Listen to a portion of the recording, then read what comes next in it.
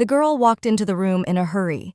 Standing by the dark fireplace, she knew what she had to do. After all the difficulties in life, she knew that she was ready for a new challenge. The legend of the blue flame is very interesting. When the kingdom's Geraint.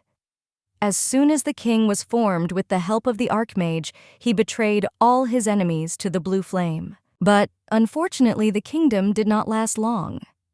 After the death of King Geraint, the Archmage disappeared forever, leaving behind one prediction.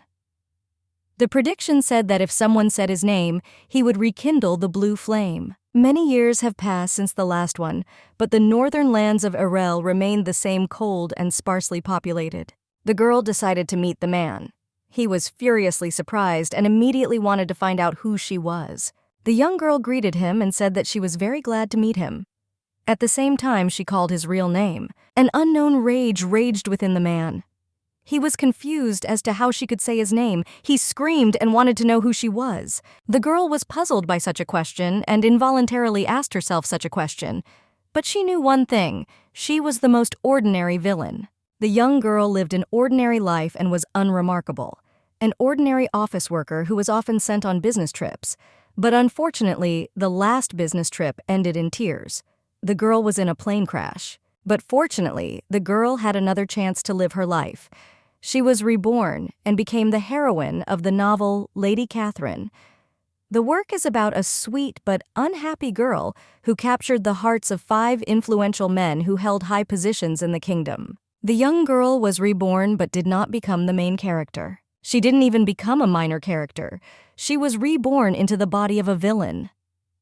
The beautiful girl wanted to kill the main character, Catherine, but she never managed to bring her plan to life. Evria Oberon was the Duke's most precious child.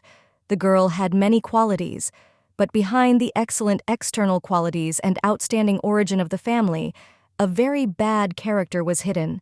The girl had everything you could dream of, but unfortunately, there was no real love. She dreamed of a prince, but Cassian was only interested in Catherine. The girl tried to kill the main character, but her plan was very bad, so the girl was caught very quickly. The prince was furious at her action. Crown Prince Cassian Geraint at the end of the novel became king and husband of the main character, Catherine. After her rebirth, the girl repeatedly thought that Everia didn't understand men at all. She knew that she didn't have to act like a heroine. The girl also knew that the prince and the main character would be better together. The girl hoped that after this story, she would be able to have fun and spend her family's money. The girl said that it was not murder but just an attempt. She claimed that since Catherine was alive, everything was fine, and there was no reason to worry. The prince was furious. The girl did not allow the prince to fulfill his word and said that she would break the engagement with him. She decided to leave high society and live remotely in peace. The prince was shocked by her words. They were so unexpected that he was speechless. Leaving him, she said with a smile that they would not see each other again. After the engagement was broken, the Duke sent the young girl to one of the family estates in Erel. The estate was located in a very cold and deserted place, which was located in the far north. The girl was in the room with the maid. She was very frozen and furious with the fierce cold. The maid only quietly said that she could bring some hot tea. The girl was shocked and did not understand how they could live in such conditions. Everia asked the maid why there was no fire in their house. The maid said that black acacia grows on their territory, and due to its density, the tree is not suitable as firewood. And their wood supplier, with whom they had been working for more or less 100 years, unexpectedly terminated the supply agreement. Everia asked the maid that the company that supplied them with the tree did not happen to belong to the first prince's maternal family. The maid confirmed her question. The first Prince Leiden very early lost his mother, who was from a count family. He became unlucky and lost his position as crown prince to Cassian, whose mother was from a ducal family. The relationship between the crown prince and Everia was terrible. He died immediately after the death of the main characters. He committed suicide as Everia. However, now he decided to annoy her in this way. Everia told the maid to throw ebony wood into the fireplace. The maid was a little embarrassed, but the girl said she had some tricks up her sleeve. After that, a new story began. The girl named the Archmage, which I read about in a book she called Theocarus, and he came to her. Looking at him, Everia asked whether it was better to address him simply by his name or call him the demon Theoharis. The Great Archmage, also known as the Founding Hero, is actually a bluestone demon, Geraint. The Founder King signed a treaty with him to create the kingdom. Looking at the girl, the demon said that she was a descendant of the man who became king. He also noticed that she had a different energy. Everia said that she would tell him later, but now she wanted to make a wish. Everia said that she needed the power of his flame. The demon asked what she wanted to get from the force. He began to list all the options to her, but the girl said that she needed regular fire. The demon was shocked. "Because I've never heard this before." The girl asked him to light the fireplace because she had a problem with it, and she is very cold. She also said that after this he could be free. He stood there and didn't understand what was going on. The girl said that he should just light the fire and quickly leave. The demon fulfilled her request. She thanked him and said that he could leave now. Theoharis came very close to her and said that the demon that the girl had summoned was entering into one lifelong contract. Everia sat with the demon near the fireplace, frantically enjoying the warmth. The girl sat smiling and looked at the fire. She told the demon that she thought the flame would be blue. Having warmed up, she looked at him and asked, with misunderstanding, whether demons were really so stupid that they had to fulfill his wishes for the rest of a person's life. Theoharis said that usually he is paid for this in blood war pleasure. He also said that the king who was her relative gave away his firstborn. But he was puzzled by the fact that she called him and did not pay him anything. Everia said that since she called him, she would take responsibility for his stay. He was glad and asked if she would allow him to kill and fight. She looked at him and said that she would provide him with food and a place to sleep. He was shocked. She looked at him with bewilderment and asked what he wanted that she would entertain him. Theoharis, with a grin on his face, asked the girl what she was good at. Everia looked at him with contempt and said that if he fulfills all her desires, then she should not eat or rest, but should go and stand against the wall and look at it with her face. The demon stood and thought about the situation. He didn't understand why she was acting this way, and I thought that he was very seriously in trouble. Everia looked at the demon and realized that he was even very handsome. She knew she would take better care of him than the crown prince. She called his name. The demon thought she was very cruel.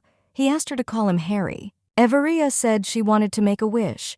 He told her he wouldn't think about fighting anymore. Everia looked at him and said that was not what she meant. The girl asked him not to kill her. The demon said that he could not kill the one who called him.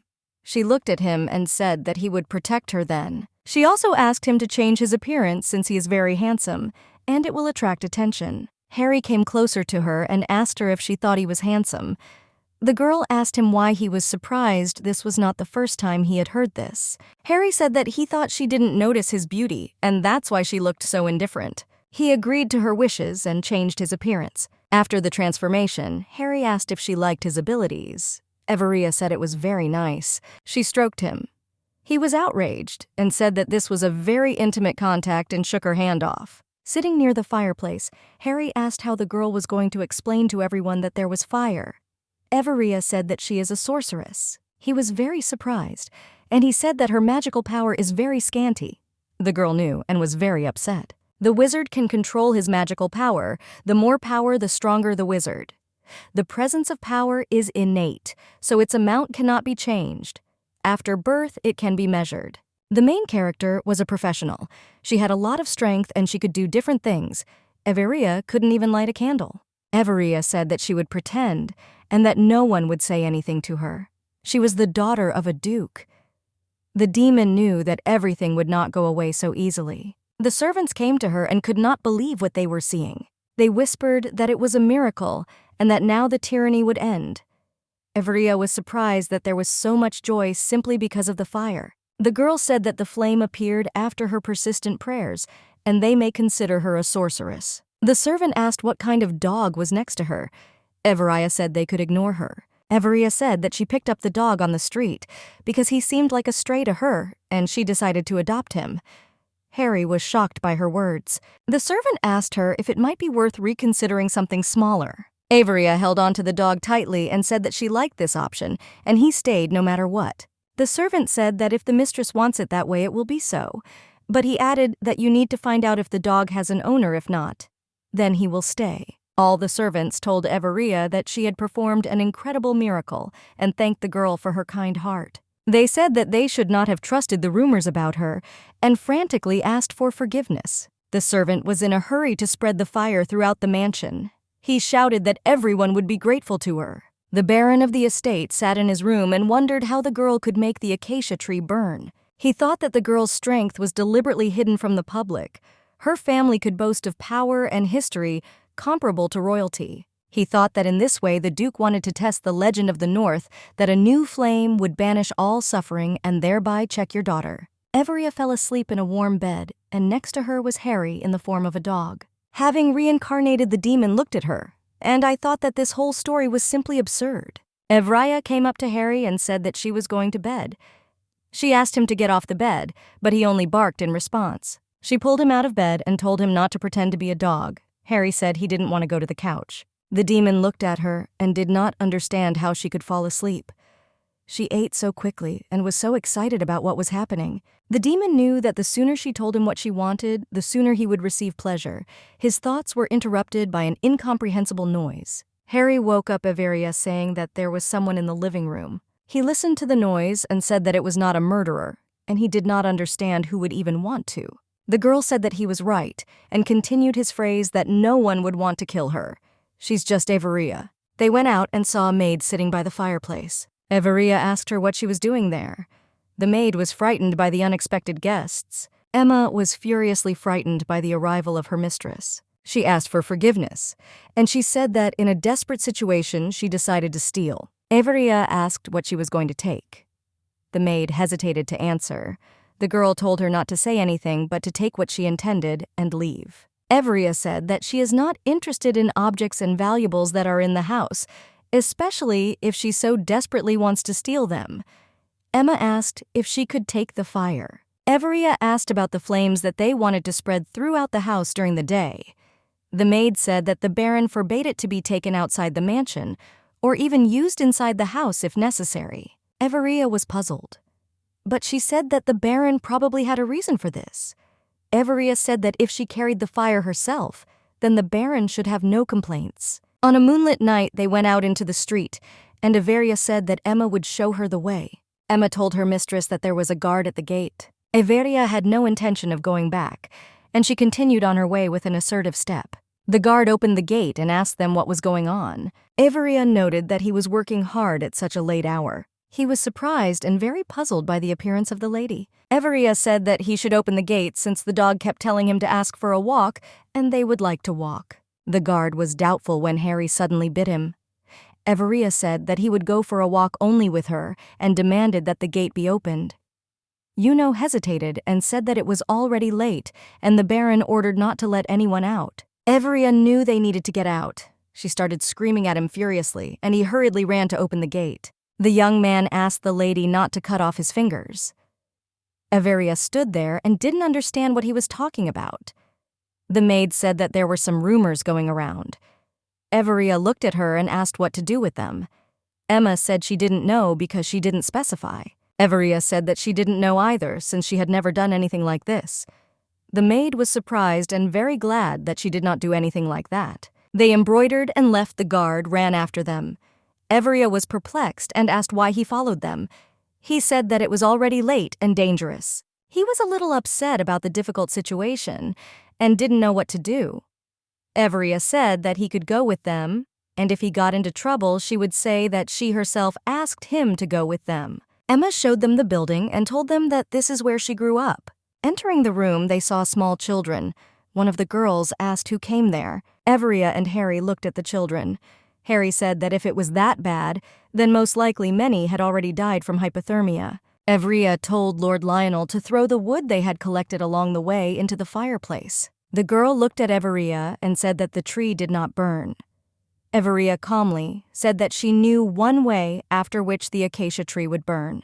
Everyone was surprised. Everia carried a lamp with fire to the fireplace. Upon Everia, and she knocked over the lamp, the fire went out. Everyone was crying. Emma said that without fire, the children would freeze. Everia looked at Harry and told him to light the fire. He looked at her and said that there were quite a lot of witnesses. The girl said they had no choice. Harry obeyed the summoner's wishes and lit the fire. The fire was bright and big. What seemed like a small, inconspicuous fireplace became truly huge. One of the girls said that Everia is a sorceress. She just smiled and said that it would be their secret. Everia asked the servants to remain silent about what they saw. Emma stayed in the small house, and Everia and the man left. He ran so fast that he forgot his sword. The next day, Everia walked through the house, and all the servants were sickeningly polite. Everyone who saw the state greeted her with a smile and saw her off, and they always said something pleasant. Emma asked the lady if everything was okay with her. Everia only asked what was happening to the people in the house. The maid smiled and said that everyone was local and they knew what the girl had done for them. Everia met with the Baron and asked why he was not distributing fire. She said if he doesn't have any special reasons, then let him distribute fire to all the local residents. He agreed with her and said that he would do everything. The maid said that they were all incredibly glad that the mistress did this, and now they know her true face. Averia sat and thought about everything she knew that she had to act according to her conscience. To Averia and said that Prince Cassian had arrived. Averia was puzzled and shocked. She never expected to see him. Going to meet him, she wondered why he had come. After all they broke up, Averia remembered the novel and knew that there was no such thing there. She hoped he wouldn't give her any trouble. The prince sat and drank tea. Seeing the girl, he said that she looked much better than when she was in the capital. He made a little joke at her expense, which was extremely inappropriate. Everia impatiently asked why he had come. He said he came to see her. The prince said that she doesn't have to pretend and he knows how lonely she is without him. The girl knew that this was how he always kept Everia close to him, and she, blinded by her love, did everything he wanted. Everia looked at him and realized that, in comparison with him, Harry was much more attractive. The prince said he had come to console her because he thought her heart was broken. Everia, without even looking at him, said that he had come in vain. Everia asked the prince if their breaking of the engagement was such a serious problem. The prince said he didn't know he could feel love for someone, and that's why he got engaged to her. But when he met Catherine, he fell in love and couldn't imagine anyone else next to him. Everia looked at him and asked if he wanted her to congratulate him. The prince said that they would be glad that she would congratulate them. He asked her if she could bless them. The prince came close to her and said that her father refused to hold the mining business, and lately he has had a lot of problems because of her. The man said that if a girl wants to cooperate with him, he will not make her a queen, but he will be able to offer her something else. In the eastern part of the empire lies an untouched magical mine. It is assumed that there are huge deposits of stone there, but no one has taken up this task since a lot of financial support is required. However, the prince's faction financed by the Oberon family began developing the mines, but after the engagement was broken, the funding stopped. Everia understood why the prince came so quickly, but she also knew that her father would not listen to his daughter. Harry lost his temper. He could no longer tolerate the prince's behavior. Harry used all his powers in the form of a dog and threw him away from his mistress. The prince fell, not understanding what had happened. Everia asked Harry if he did it. He said that Averia approached the prince and said that she was not attracted to him and was not interested in his proposals. She looked at him and said that now he had to beg her to get what he wanted. The man left in a hurry. Averia looked after him and said that she would not accompany him. The prince left the house in a hurry, but when he reached the stairs, he accidentally tripped and fell. Averia looked at her demon. She asked if he did it. He asked with a smile how she was. Averia hugged him tightly and thanked him. Harry was confused by this. He didn't have time to do anything intelligible. Averia left him. Averia looked at him and said that lately he had been very tired. Because his legs were weak, he fell more than once. Averia said that of course a weak body is not a death sentence. Averia sat with Harry. He asked her if she was happy or not. Averia looked and said that she was pleased, since they got rid of the man who was talking incomprehensible nonsense. Harry said he was glad she was happy, but he was sad. Averia was confused for a moment, and she said that he says that every day. The demon wanted to shed blood. He persuaded her to start a war. Harry said that he could not resist, and for her sake he dealt with the prince, but he resisted so as not to kill him. He asked if she would allow him to kill. The girl gently ruffled his hair and said that he was smart and needed to calm down a little. He said in a rage that she should not mistake him for a dog. Averia said that he had nice hair, but that he was a dog had nothing to do with it. The girl offered him a cake and said that he would take whatever she gave him, and she asked if he noticed how surprised the maids are when they eat. Averia said that the maids thought she was eating for 10.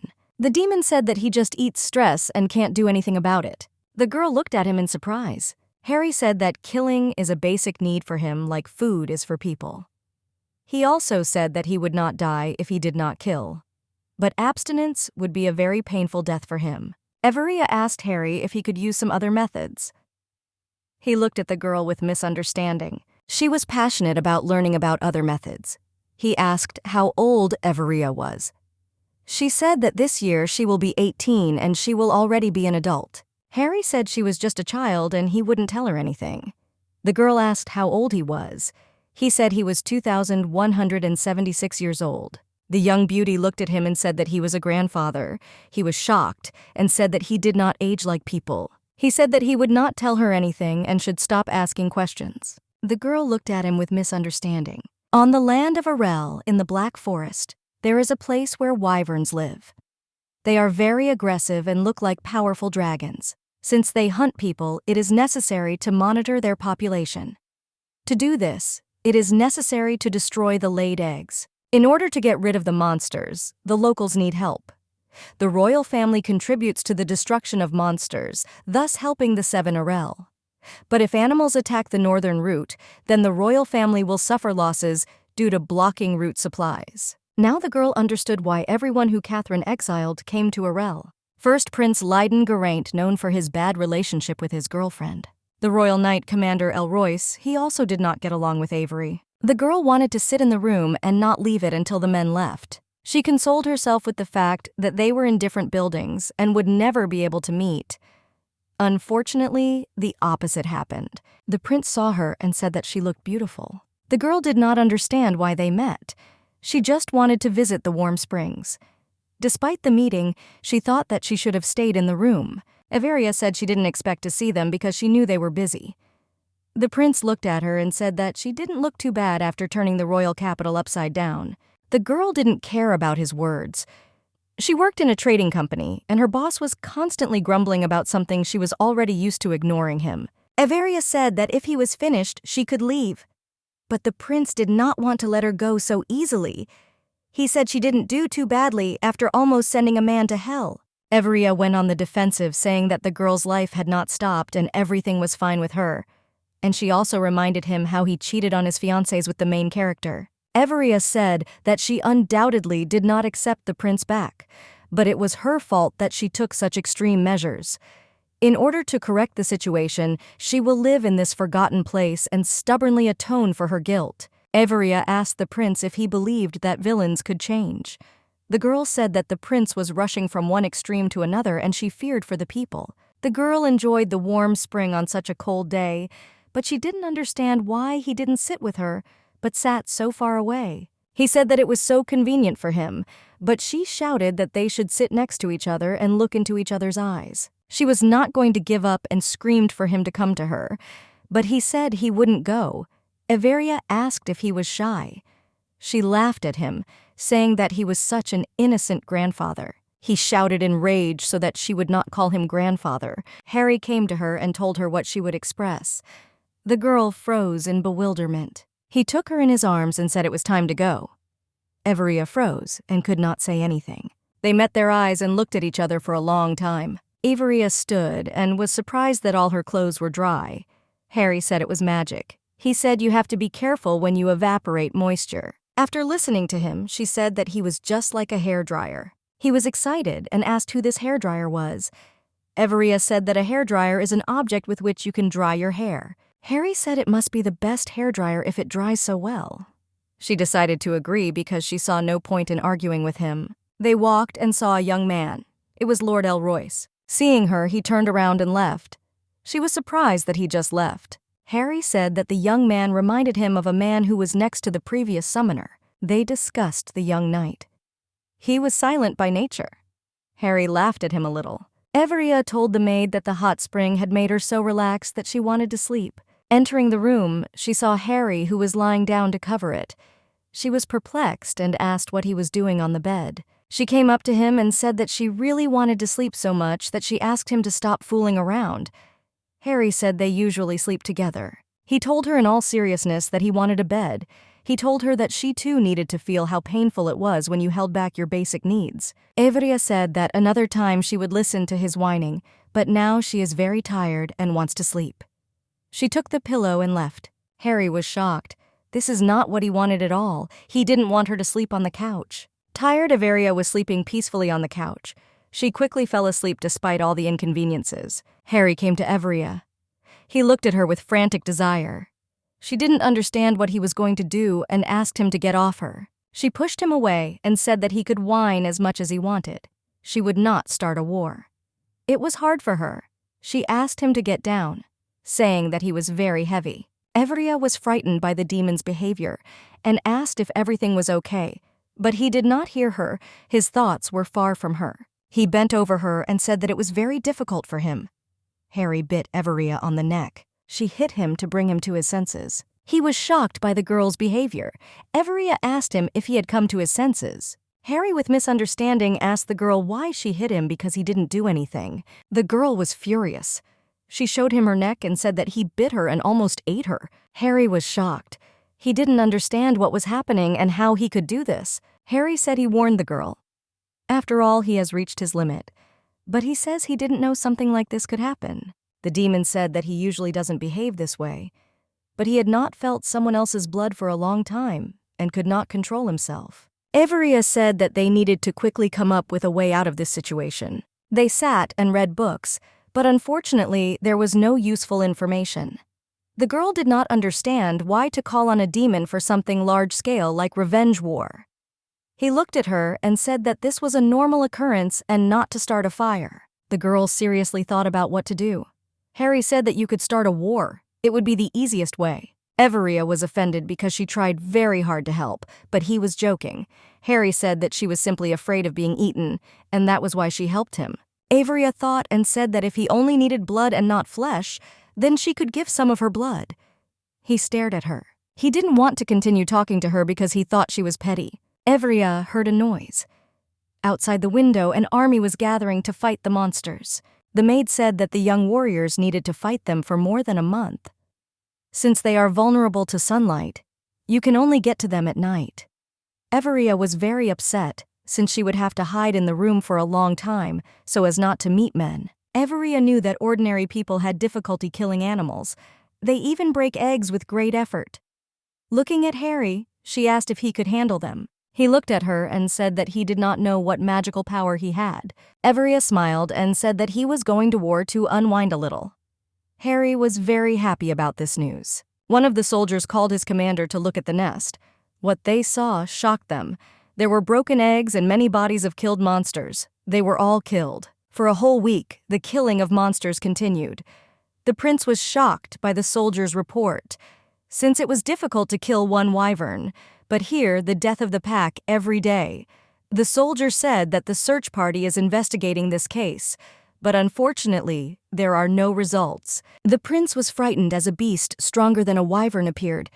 He was thinking about help from the capital. The soldier said he didn't think another animal was involved in the situation, since traces of fire were found on the bodies of the animals. The prince said that their opponent was smart and very strong. He wanted to know what the likelihood was that it could be a person. The prince did not know what to do, and how will the royal family react to everything? He was supposed to take the crown position, but after the death of his mother the king married, and his second son took the place of crown prince. The queen sent the prince to dangerous places at every opportunity, in the hope that the young man will suffer defeat. Averia sat and watched Harry. He frolicked with all his might and was very happy. The girl thought that she had summoned a very powerful demon. Harry said they could go now. He asked Averia if she was afraid of him after such actions. She looked in bewilderment and did not answer. Harry said he has great power, but she should not be afraid of him since he treats her with care. They continued talking when suddenly they saw a huge creature wyvern unprecedented size showed up to them. This was the main wyvern. She greeted the girl and the demon. Averia was in shock and did not understand how a creature could be intelligent and communicate with them. Harry said that she was special and lived much longer than the demon. The wyvern asked why the demon killed her relatives. Harry replied that he didn't need a reason to kill, and he asked why she had flown from the very south. The wyvern turned to the girl because she knew that it was she who had summoned the demon. She desperately wanted to know the reason for such cruel actions. Everia knew she had to tell everything. She said that if the demon does not satisfy its desire to kill, then it begins to lose its mind. They spent a long time looking for a way to solve the problem, and eventually began to catch wyverns. The wyvern was furiously angry. She screamed at them, and she said that there was another way to solve the problem. Harry was furious and said that she was just a baby, and he asked her if she and her relatives did not protect their small offspring. The wyvern apologized, saying that she had made a mistake. Coming closer, Everia asked why people were exterminating them. Wyvern said they were preventing trade and cutting down forests for logging. Everia was shocked. She knew the demon needed help, but they couldn't kill these creatures now. The wyvern looked at Everia with puppy dog eyes, and she said that they would not kill them anymore. The wyvern gave the girl one of her scales and said that her relatives would recognize her and would obey the girl. As she left, she said that if they needed her help, they could call her and she would definitely come. She said that she would arrive at any time with great joy.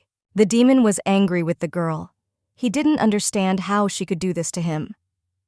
Everia, confused, said that she would come up with another way and settle everything. Everia thanked Harry for giving her a new friend and scales. Holding the scales in her hands, she heard an incomprehensible noise followed by a frantic fright of both. Of wyverns flew to them. They surrounded them. They sat quietly and looked at the man and the demon. One of the wyverns approached the girl and put its head to her like a cat. She rubbed herself against the man as if she were a domestic animal. Suddenly, they heard a man scream. He screamed to his mistress while lying on the ground. He wanted to protect her. Everyone looked at him. He said that he would save her with his sword, which unfortunately was far from him. Their sweet conversation was interrupted by the arrival of knights. The girl did not understand how they found her. She left secretly. They all flew away from the battlefield. Harry asked the girl if she was scared. She said with a smile on her face that she really liked flying, that it even took her breath away. They arrived at the estate. They were surrounded by soldiers. Everia told them not to touch the wyverns anymore. Everyone was in shock and had no idea what was happening. Everia said that she wanted to talk to the prince alone. The prince asked if she really tamed the wyverns. Everia said that he saw everything with his own eyes, so she has nothing to add. He said with hostility in his voice that he was not going to tell the royal family anything. Everia asked him only one thing, that he would tell the family that the problem with the wyverns had been solved. He looked at her and asked what he would get in return. She said it was a good way to build relationships, since the royal family will no longer be interested in their lands, and besides, the prince will not have to see her anymore. The girl said that this problem is very important to her. She did not want to resolve it with the crown prince since she did not like him, and he did not act nicely towards her. In the original story, Leiden suddenly disappeared after Cassian became king. And a few months later, on a distant continent, only Leiden's bloody watch was discovered. He accepted her offer with rage in his voice. The girl said that tomorrow they would discuss all the details since it was already quite late. Everia left the room. She really wanted to go to bed. The girl saw Lord Elroyce behind her. She asked why he was following her. He said that it was already late, and he could not allow her to walk alone. Everia was shocked. She had never heard such a clear, soft voice before, and she was confused that he spoke so rarely. Everia said that he had a very beautiful voice, and he could talk for days on end. His family was famous for its knights. But unfortunately, he was not like his brothers, and partly because of his voice, they mocked him. After he grew up, he found out that his brothers were simply making fun of him because they were jealous. He was of the purest blood and had an advantage over them. As he grew older, his voice changed. Everia didn't understand why he was so surprised. She recalled that he heard the first compliment in the second book, and she realized that she had said it too early. Everia told Harry that she hoped the man would not listen to the villainess's words. Harry said that he was actually offended, and he will no longer be able to kill wyverns. She approached him and asked how much longer he would sulk at her. The demon pulled away from her. Everia said she knows how important it is for him to see blood. She said that she would definitely find a way out and help him. I just asked him to wait, and she asked how much time he had. Harry said he had about 2 months if he didn't use force, but if he does, he turns into a dog in about a month. Everia said that if she didn't succeed, he would break her neck. He was shocked by her statement and simply said that she needed to find a way faster. Harry told her to share her plan for the prince. Everia said that if the knights are settled by wyverns, then in the whole world they will have no equal, and everyone will benefit. Since people and animals fight among themselves and suffer heavy losses, it will be beneficial for them to cooperate. Everia told the prince about her plan. He said that such a tempting offer made him confused. Everia said that he could write in his report that it was a very quiet and peaceful place, and she also said that if he doesn't like it, then let him guess exclusively to her. The prince was at a loss as to what he was talking about. She said their family terminated their timber supply contract. He was shocked. He said that the deal was beneficial to his family and was confused as to why the contract was terminated. They both thought the situation was very suspicious. Everia and the prince pondered who would benefit from terminating the contract. The prince said that he had a good informant and would contact him. Luke is the head of the Information Guild. He obtains information of any kind and place, master of transformation. Close friend of Prince Leiden. They met purely by chance when Leiden was in hiding. Having overcome various hardships in life, they became best friends. Leiden said that he was indebted to Everia. The girl said that she only accepts payment in cash. Everia, along with her new friends, stood and watched as the knight could not climb onto the beast. She had heard rumors, but wanted to verify it personally. They had problems with the knights, and so they recruited a new team that could cooperate with the wyverns. Therefore, various people who were untrained joined their detachment. Prince Leiden came to Everia. Looking at the knights, he said that they were having a hard time. Leiden joked, and Everia joked back. He was surprised that their relationship had improved so much and they could freely communicate and joke. Leiden handed her the package. Opening it, she saw a receipt. The check was blank. Everia asked if she thought it was very risky. Give her a blank check because she can write any amount. He told Everia that he believed her. After her words at the hot springs, he thinks she might change. He knew that people don't change, but she was able to convince him. Her actions spoke for themselves. Leiden asked her if she was going to return to the capital. Everia said that it was not up to her. He looked at her and said that they would see each other there soon. The girl looked at the check and realized that she could only get the money from the central bank. To Leiden, and said that he had brought a letter from Mr. Oinmani. The prince knew that it was a letter from Luke. It was one of his names. Leiden asked if he had conveyed anything else. The man replied that he was only told to deliver a letter. Leiden said that in that case, someone else sent him. He peed on the man. He was shocked. After the prince attacked him, he showed his true form. Luke asked how he figured it out. Leiden told him, and also asked why he came to him. He said with a smile that a lot of interesting things were happening in this place. Emma said that they are having a festival soon, and Everia should go. Everia said that then they would go together. The girl hesitated. Emma said that she should go with the prince. Everia was in shock and did not understand why she should go with him. Their conversation was interrupted by the arrival of a guest, which no one expected to see. Everia came out and saw Lord Elroyce. She changed during the long wait as she had a force majeure with the maid. He said that he didn't even wait long for her, and he asked if he had disturbed her since apparently she was getting ready to go somewhere. Everia said that after talking with him, she wanted to send him to the festival. The Lord said that he saw the knights training, so he brought a book to help her. This book talked about horses, how to put armor on them, and everything about their equipment. Everia invited them to sit down and look at the book. She really liked the book and its contents. But one question arose with the manufacture of uniforms. Harry told her secretly that the dwarves could help them. True, they will be difficult to find. The girl thanked her friend for the good idea. Everia thanked the man for the book. He was already getting ready to go. A maid came to them and brought tea. Emma asked that they were already leaving for a date. Everia told Emma that they weren't going at all, and she was going to go with her. Emma said she had a lot of urgent things to do and couldn't go, so they can go together. Lord Elroyce invited Everia to go to the festival with him. The girl agreed to go. Everia was very surprised she would love the festival. They walked, and there was an awkward silence. A man approached them. He looked very much like a prince. The man said that his name would be Eden. The men began to argue among themselves. The Lord was dissatisfied with the man's behavior because he was lying. Everia wanted to leave the men.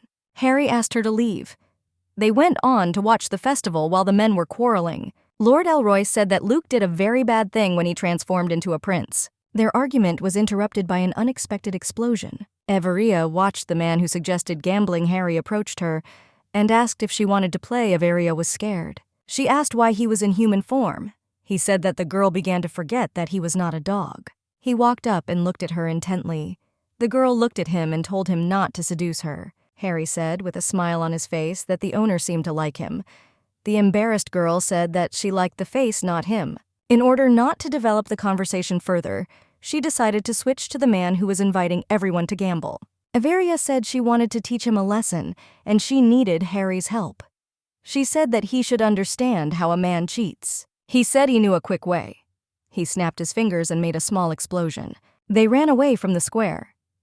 Harry asked if everything was okay with her, but she wanted to be better, but she said she needed to catch her breath as she had not exercised for a long time. An old woman suddenly approached them. She said the lady dropped the ring. Everia said she had nothing to lose, but the woman was persistent. She approached her and told her to look closely. Everia saw her ring. She bought it for a long time on a business trip, and later the plane crashed. She wanted to ask her grandmother a couple of questions, but she disappeared.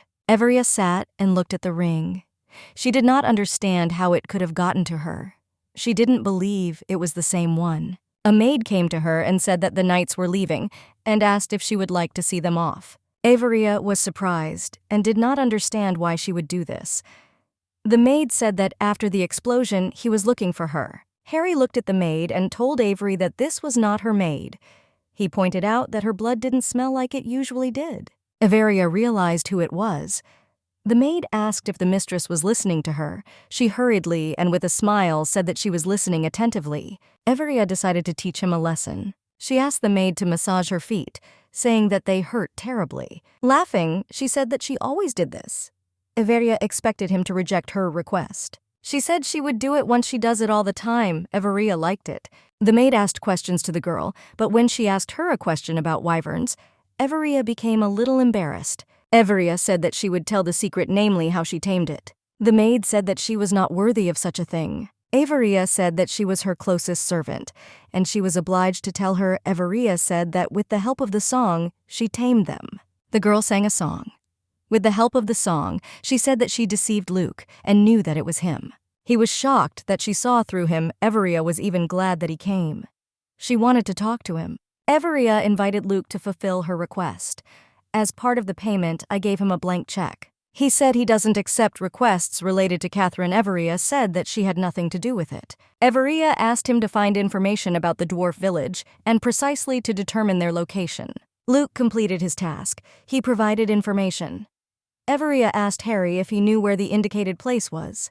Harry said he was going there early since his former summoner wanted to take possession of the sacred sword Jupiter, which was in the settlement, but the king could not reach him. Everia got ready to go on a trip. She told Emma that she was leaving and asked her to hide the traces of her absence. Emma was very worried that the girl was leaving alone. Everia said that Harry could expose himself to Emma. He greeted her. The girl was shocked that the dog was talking. Everia and Harry were looking for the dwarf village. Everia offered the demon a cookie. He wiped her cheek and said that he liked crumbs better, adding that they need to split up. This will make the search go faster. The girl did not understand how she could find the village. She fell and fell into an unknown place. She caught the dagger and fell. The girl came to look. She was confused that people just left him on the ground. Everia thought that this was very dangerous as someone might get hurt. She pulled out the blade and it began to glow. Dagger said he was expecting her. Everia got scared and threw him into a rock. She thought it was a spirit and wanted Harry to exorcise it. He said that he was a sacred sword, not a ghost. The girl was surprised. She took it and carried it in her hands. He asked her why she was carrying him like that. The girl said she didn't want to get tetanus. He said he didn't know what it was, but he was offended. Everia heard a noise not far from them. The dwarf ran up to her. He said that she needed to go to their village. Everia was there scared and calling for the demon. The dwarf said that her friend was already in the village. The dwarf told the two travelers everything he knew about the sword and said that the sword needed to be repaired. Everia agreed with him since she could not wear it in this condition. Everia said that she needed the most skilled blacksmith.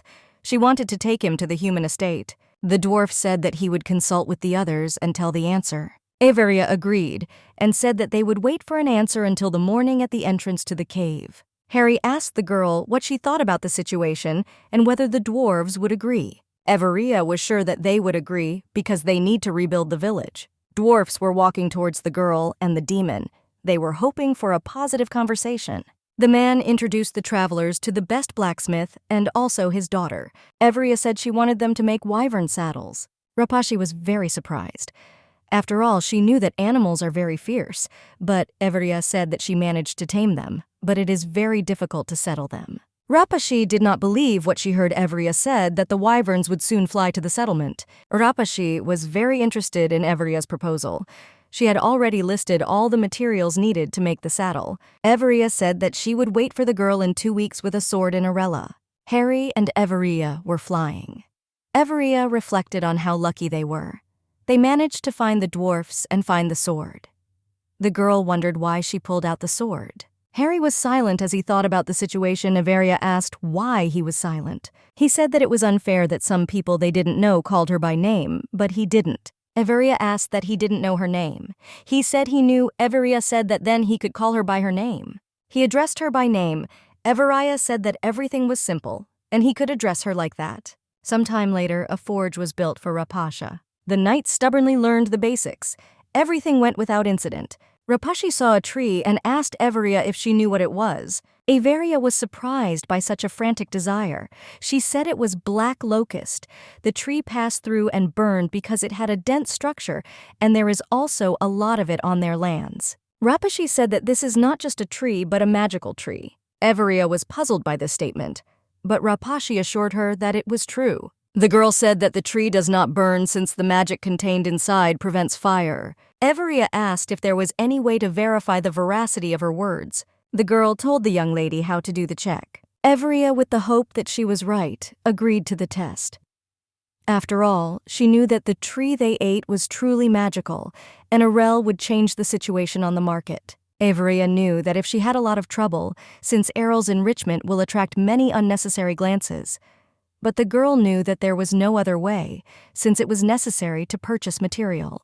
After thinking, she decided to throw a couple of her problems onto her father's shoulders. A couple of days later, Rapashi indeed proved that she was right. Everia was amazed at what she saw. Everia sent the maid Sapphire to her father. Everia frantically waited for an answer, hoping for a positive result. Everia decided to begin training in fencing. Her teacher was Lord Lionel. He really wanted to help her, so I broke out myself. Everia hoped that the young man would make a good teacher since he was a little clumsy. She had a lot of problems and was afraid that she might also pursue fencing. Everia accepted the young lord's help. He was very happy that she decided to accept his help. Lord Lionel was desperate to show Everia what he was capable of, but he was a little confused and nothing came of it. The sword saint told the girl that he was not too bad.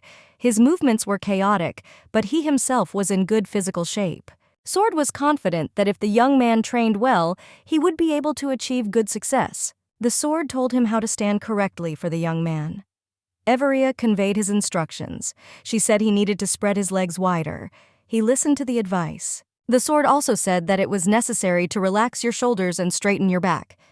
Everia dutifully handed over everything. The lord told his mistress that his movements had become much more natural. Everia was very glad that he succeeded.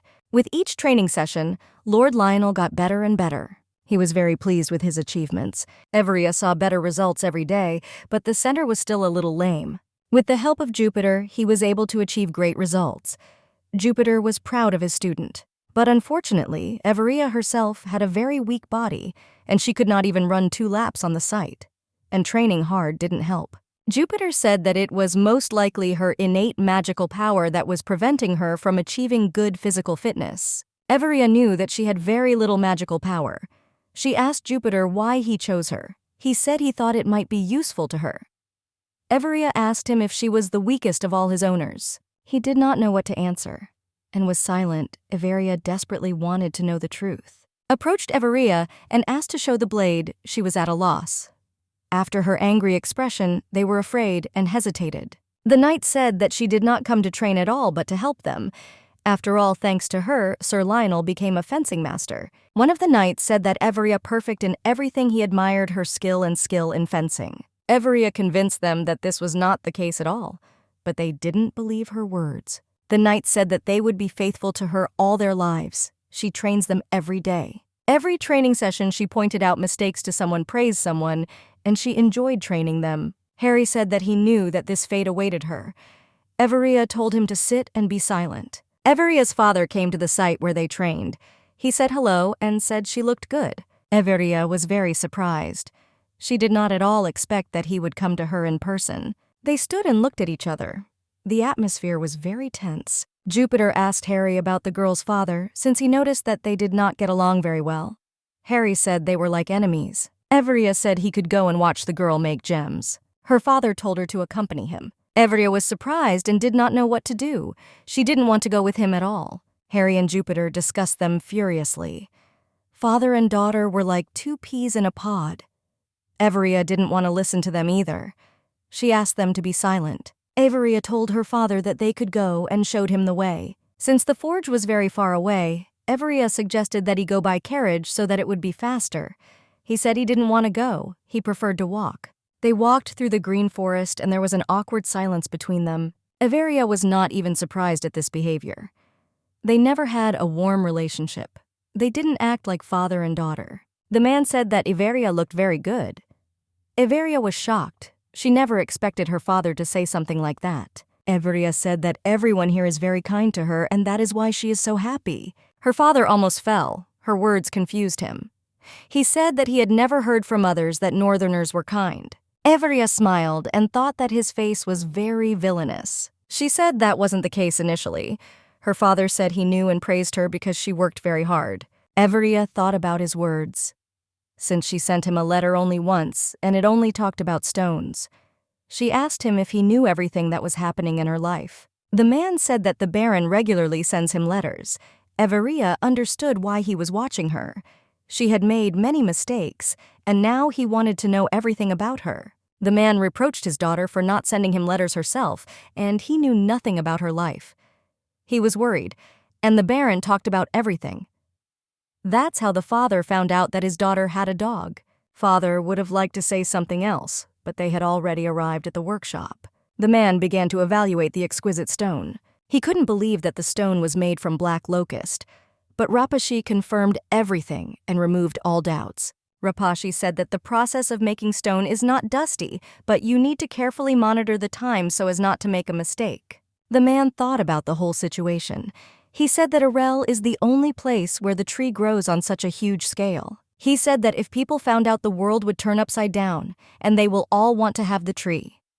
He was at a loss, and wondered why Rapashi told about this. Rapashi said that she believes Everia, and sincerely she believes that the girl will not use knowledge for selfish purposes. The man was dumbfounded. He didn't understand who he was talking about. He couldn't believe the girl was talking about his daughter. The man looked at Rapashi and said that she apparently trusted his daughter very much. Rapashi said that not only she but the whole village. She wanted to say, for the sword. But Everia interrupted her. She didn't want anyone else to know about the sword. Everia said, since they learned about the production of the stone, she would like to leave the production to the villagers so that they can revitalize the village. The surprised father only said that the girl was already accustomed to the local residents and became very attached to them. He was very surprised how much his daughter had changed, and he liked it. He couldn't understand what she wanted. First Everia dealt with dragon knights and now with sapphires. He said that now the land is untouchable due to its independence, but the royal family will be on the side. The father told his daughter to make a choice. Either she will hide from everyone or she will gather strength, and when the time comes, she will fight back. He also said that she should take into account the fact that her family never gave up and always won. Her father said that from now on, she will become the mistress of the lands of Arel. He said that after she settles all the issues with the Arel estate, she should return to the capital, and together they will punish everyone who betrayed and offended her. The man said that if she herself could not find a way to return to the capital herself, then he would find a way for her to return. Her father frantically asked her to trust him. He also told her to prepare for her coming-of-age ceremony, which must definitely take place in the capital. Seeing her father off, the girl was surprised by his behavior. She was very sorry that the real Everia did not see his actions and did not know about his feelings. The girl knew that the real Everia fell in love with the crown prince because she did not receive enough love from her family. The man asked Everia, since her father was gone, they could get down to business. Everia did not understand what was being said. The man showed her and told her how to properly manage the estate. She was shocked by the amount of work. Harry asked her if she was okay. Everia felt very tired. She said she wanted to go home. Harry looked at her in surprise and said that she was already at home. Everia told him that he did not understand anything at all. In order to escape from her problem, she changed the topic, saying that lately he had begun to restrain himself. Jupiter suddenly wondered what was holding Harry back. Harry was furious. He told Jupiter not to interfere in their conversation. Jupiter asked the demon to watch his words. Averia told Jupiter that Harry was a demon, and if he didn't get his needs met, big complications could arise. Everia wanted to know how long he could restrain himself. Jupiter asked the girl if she was referring to the fact that he had to restrain his obscene demon nature, requiring you to shed blood or beg your sexual desire. Harry was shocked that the sword gave away his secret. Everia didn't just freeze in shock. The demon couldn't believe that she found out the truth. Everia asked Harry if he really needed to quench his thirst for sexual desire. Harry froze, not knowing what to answer. Harry screamed furiously at Jupiter. He couldn't believe that he had betrayed his secret. Jupiter apologized. He didn't know that this fact had to be hidden. Everia was shocked by what was happening. She wanted to know if this method could be used rather than murder. She asked why he didn't use it. Harry didn't answer anything intelligibly. Harry said that people disgust him and he does not intend to use this method. Everia was surprised by this answer, but Harry assured her that she was an exception. Harry said that after she called him, his scent pierced her soul, and therefore he did not feel any feelings of hostility or disgust towards her. He looked at the girl and said that the method described by the sword was not suitable. Everia was a little embarrassed and only asked why this option did not suit him. Harry said that no one would want to sleep with someone like him. Everia said she is an exception, and this can be done with her. He was shocked by her words. Harry shouted that she was just a child and she shouldn't talk about such things. Everia said that with her next birthday she will become an adult, and she clarified that they have no other way. Everia asked Harry if he slept with his former summoner. He gave a negative answer and replied that he had never restrained his thirst for blood when he served a man. Harry was furiously amazed at Everia's knowledge of demons. Everia said he was a demon and demons tend to desire blood, murder, and sex. He covered her mouth with his hand and said that she was just a child and asked her to be silent. Harry said that he did not understand at all why she had such a monstrous idea about demons, since he had never done such a thing even in the underworld. Everia was surprised and puzzled, wondering why he didn't do such things. Harry hesitated and said that he was not interested in such things and was more interested in blood. He didn't understand why he had to discuss such a sensitive issue with a child. Everia asked him with interest, since he had never been with anyone before she would become his first partner. Harry was very angry and did not understand why she was talking and always putting such meaning into her words. He shouted at her that he wouldn't do this. Everia was puzzled and knew that they had no other choice nor time. Everia told Harry that they needed to start testing at least touch, because if it didn't work, they should know in advance.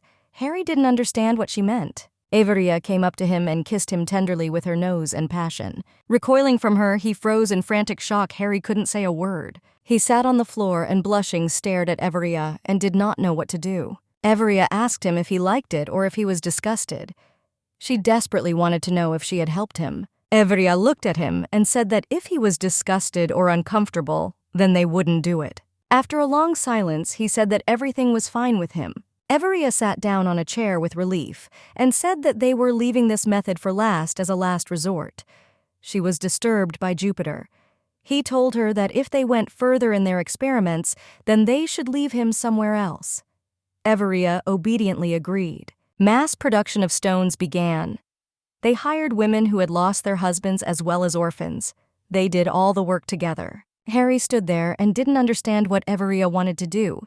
He didn't know the meaning of the term idol. Everia wanted to introduce Harry to society as quickly as possible and by plane. He was puzzled and just asked what she was talking about. Everia said she wanted Harry to go out into the world. Harry was surprised and excited. He asked Everia that now he could stop turning into a dog. He was very happy, and Everia really wanted to present him to everyone in human form. Emma came to Everia because she called her. Everia only asked in surprise that she had already arrived. Emma saw Everia sitting on the man's lap. She was scared and wanted to call the guards. Everia told Emma that there was a misunderstanding.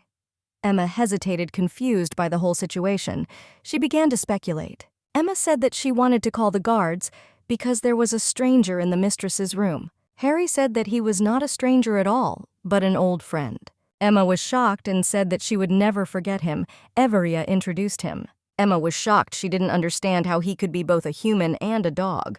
Everia said she wanted to formally introduce him to everyone. Emma fainted from such news. Everia ran towards her. Emma said that everything was fine. Her legs just gave way from fear. Emma was extremely surprised and did not understand how she could help.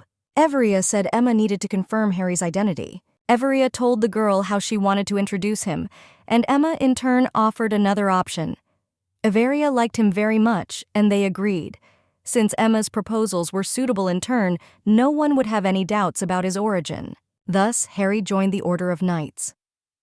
Initially, he received a hail of questions. The knights wanted to know who he was. They assumed that he was Everia's personal guard. The knights looked at him with wariness. As a result, the meeting went smoothly and without incident. After all, the knights only formally performed their functions, since it has long been a time of peace. Everia praised Harry, saying that he did a good job and was able to get by without fighting. Harry looked around and saw no one.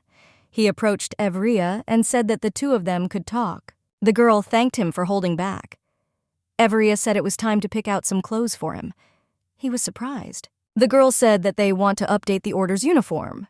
The young lady thought that the previous uniform looked a little ridiculous. Everia said the new uniform would look great on Harry. The young lady assured him that he was perfect, and if he puts on a new magnificent uniform, it will be just fire. She assured him that if he puts on a new uniform, literally everyone in the area will come running to look at the new order of knighthood. She said that he would definitely be a key figure. He looked at her, surprised at her behavior, and said that she was like a little child. She said that she needed to take his measurements. I didn't understand what was happening, and said that she had already measured him a long time ago, Everia. She said that it wouldn't hurt to take measurements one more time. He said that she had finished all the preparations a long time ago. She looked at him with tenderness in her eyes and said that the demon has an amazing physique, and she would like to be closer. Harry didn't understand her behavior. He picked her up and told her to listen to him very carefully. Harry said that she didn't take him seriously at all.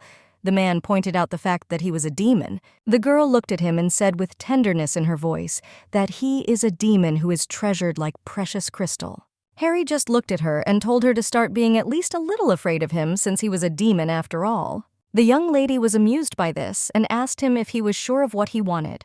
With all tenderness, she came closer to him and asked again if he was sure that he wanted her to be afraid of him. Based on his actions, he simply melted and said that he didn't want to. Everia liked this answer, and she suggested that they continue. Avery and Harry were expecting guests. They were informed that Baron Insetia had come to them. Everia said to let him in. The Baron brought the letter and said that an answer had arrived from the royal family. The girl was expecting him. The letter stated that they should increase the production volume of sapphires according to the prepared plan and deliver them to the capital. The Baron looked at the girl in surprise. Everia couldn't understand what happened to him. He said that she managed to cope with an extremely difficult matter very quickly. Young lady.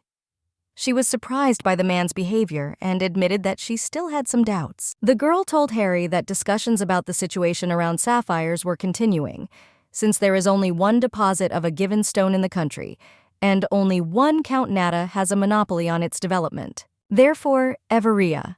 First of all, she informed the Count about the successful creation of sapphires.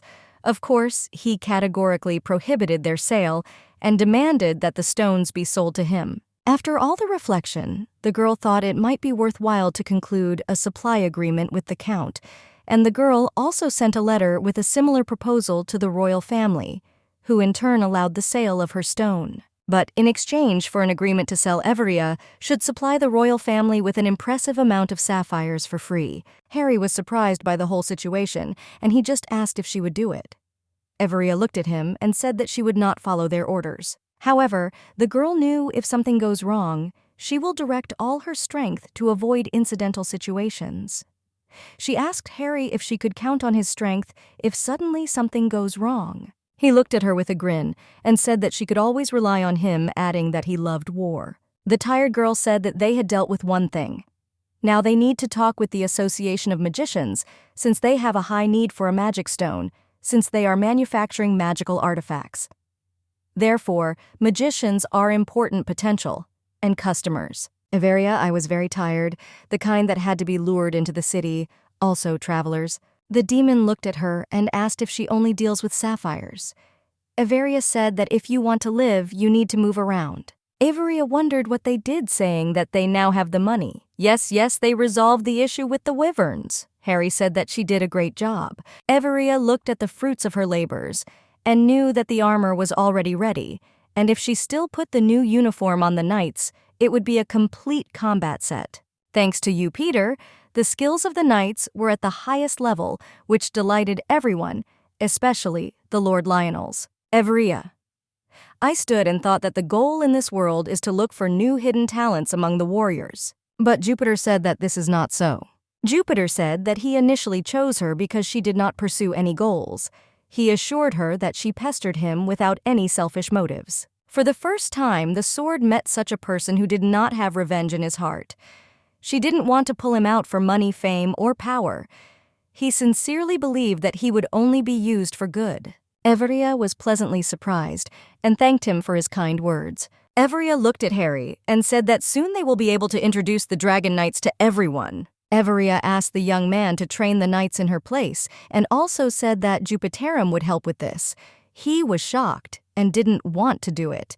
Jupiter, in turn, did not want to help him. Everia said that she is responsible for the northern lands, so she does not have a single free minute, and she can't trust Jupiter to anyone anymore. Harry hesitated and said that she was absolutely right, but he didn't really want to train them. Everia said that it was necessary and that she and Jupiter could become friends. But young people were skeptical.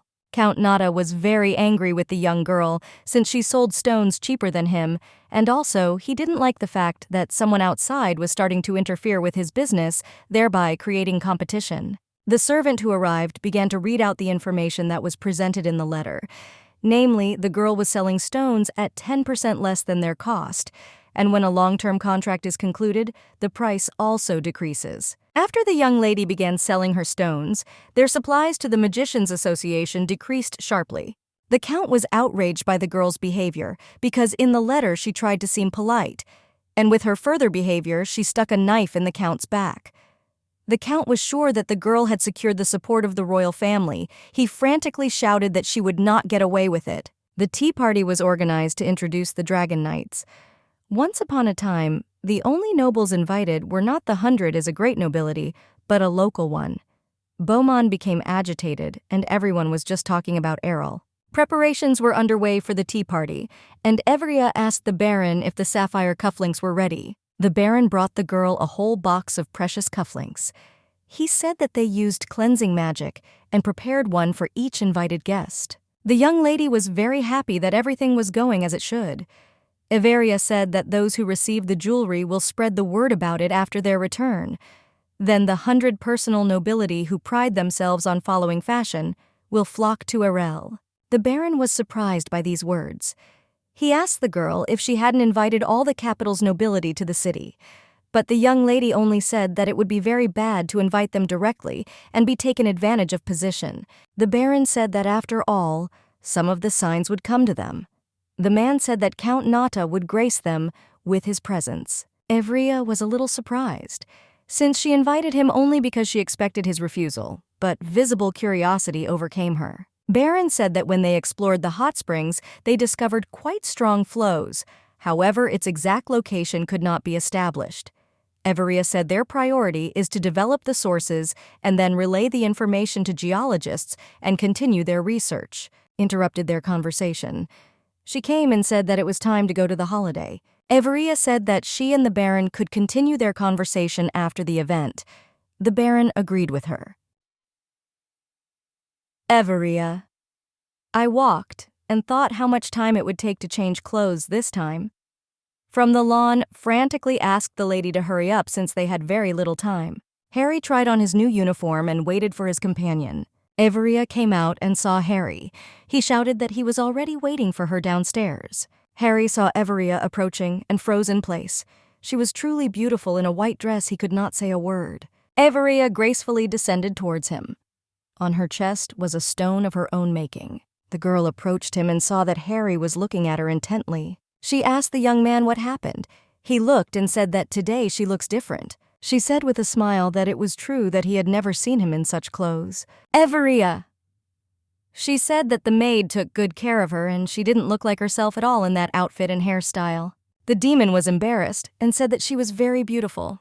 Harry said that he really thought so and not because she said so. Everia froze in place. Having gathered, they went to tea. There were a lot of guests. The young lady communicated warmly and also got to know all the guests who came. The Count approached her and said that it was a great honor for him to receive her invitation, and after thinking about it, he decided to unconditionally meet with the young lady. The girl said that she was very pleased to meet him and introduced herself. Everia did not expect that he would grace them with his presence. After all, he is a very busy man. The Count said that he was an expert in such a difficult industry, and he could not help but come since his young colleague was starting her own business. They communicated politely, but there was tension between them like future enemies. The girl decided to joke with him a little in order to diffuse the situation. He didn't appreciate the joke a little, and she said that it was just a harmless joke from a junior colleague, so he shouldn't hold a grudge against her. But then she asked her to forgive her since she needed to make a welcoming speech. Averia raised her glass and thanked all the guests for coming. Everyone has been waiting for this moment for quite a long time. The young lady did not want to take up precious time from the guests, and that very minute introduced new pride, Arella. The young lady proudly introduced the Ice Knights to all the arriving guests. He flew over her head. They hovered in the sky like a flock of winged, carefree, fiercely beautiful dragons. After their colorful appearance, Harry and Lionel divided into teams and demonstrated an imaginary fight in the sky. In a frantically colorful struggle, the demon won. He was beautiful and was also the center of attention. Averia stood and watched the most outstanding performance when suddenly all the knights landed and headed towards her. She was excited and didn't understand why they were all heading towards her. They came closer on their knees and said that they wanted to take an oath of fealty, and from now on they would be her knights. Everia was shocked, because she did not expect such a turn. One of the knights presented a sword and asked her to take their oath. The girl froze in shock and misunderstanding, but still accepted their oath. All the guests furiously discussed the tea party because they were sure that it was simply incomparable. The young lady said that this tea party was straight out of a real fairy tale. When the young lady took the oath of allegiance to the Knights of the Shady Tree, they were shocked that the young lady was such a noble and amazing person. Averia felt restless after what happened. Harry was puzzled by this behavior, as he did not understand why she was so depressed after such a shocking success. The young mistress could not do anything about it as she felt very burdened. She didn't plan anything like that and didn't want anything. She just wanted to lead a measured and calm lifestyle. Averia understood that the oath of allegiance from all knights meant that the lives of other people lie on her conscience, and this, in turn, is a very heavy burden. One of the knights called Harry. The young lady said he could go, and he will stand still and think a little about everything. The demon said that the knights simply took it into their heads to give her an oath, and they did it simply so she shouldn't worry about it. He asked her so that she always keeps a sword with her. Averia said that she felt much better, so he could calmly go about his business. Averia gathered my strength because she knew that she had a lot of work. She decided to go and start immediately its implementation. But then a man approached her. She did not expect to see him. The Count approached the girl. He was furiously angry with her. The girl woke up with a headache. She had a violent headache because she had been hit in the head. She sat in a dark dungeon, not understanding what was happening and not understanding where she was. There was a chain harness on her leg. Everia remembered as Count Neda kidnapped her. She could not even imagine that he would be kidnapped from his own castle. She was furiously angry with him for his action and thought that he had gone a little crazy. Jupiter called out to her. He was very glad that she came to her senses. She was glad to hear him and asked, "What's happened?" He said that they were in the Count's dungeon. Jupiter said that they left the hour they knocked out Everia and used the magic stone. Everia asked him to be silent for 1 minute, so it was very bad. Jupiter said that you can help. The girl was surprised and asked her mind if he could heal. He said that Everia froze in shock as this was the first time she had heard such a thing. She actually thought that he was just a talking sword. Jupiter said that he has quite a lot of functions and skills, and the best of them is that he can sparkle so brightly so he can illuminate the reality of his mistress. She said it was all very well, but she wished he healed her. He said he couldn't at the moment. Averia. I froze in bewilderment because he just said that he could do the treatment. Jupiter said that he can cure only when she is hold it in your hands and scream heartrendingly. When they arrived at the dungeon, she was searched and the sword was confiscated. She checked the place where the sword used to be and was surprised because it was not in its rightful place. Everia didn't understand how he could talk to her. Then, he said that he was now in the waiting room with the guards. They did not consider it a precious thing and therefore simply put it aside. The girl talks a little about the problem because the sword is not next to her, but it's good that he could talk to her and they could do something. Jupiter asked if she could talk to the demon at a distance far from each other.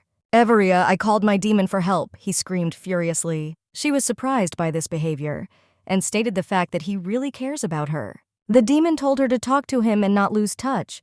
He asked who she was kidnapped. Of course, he made his assumptions and they were correct.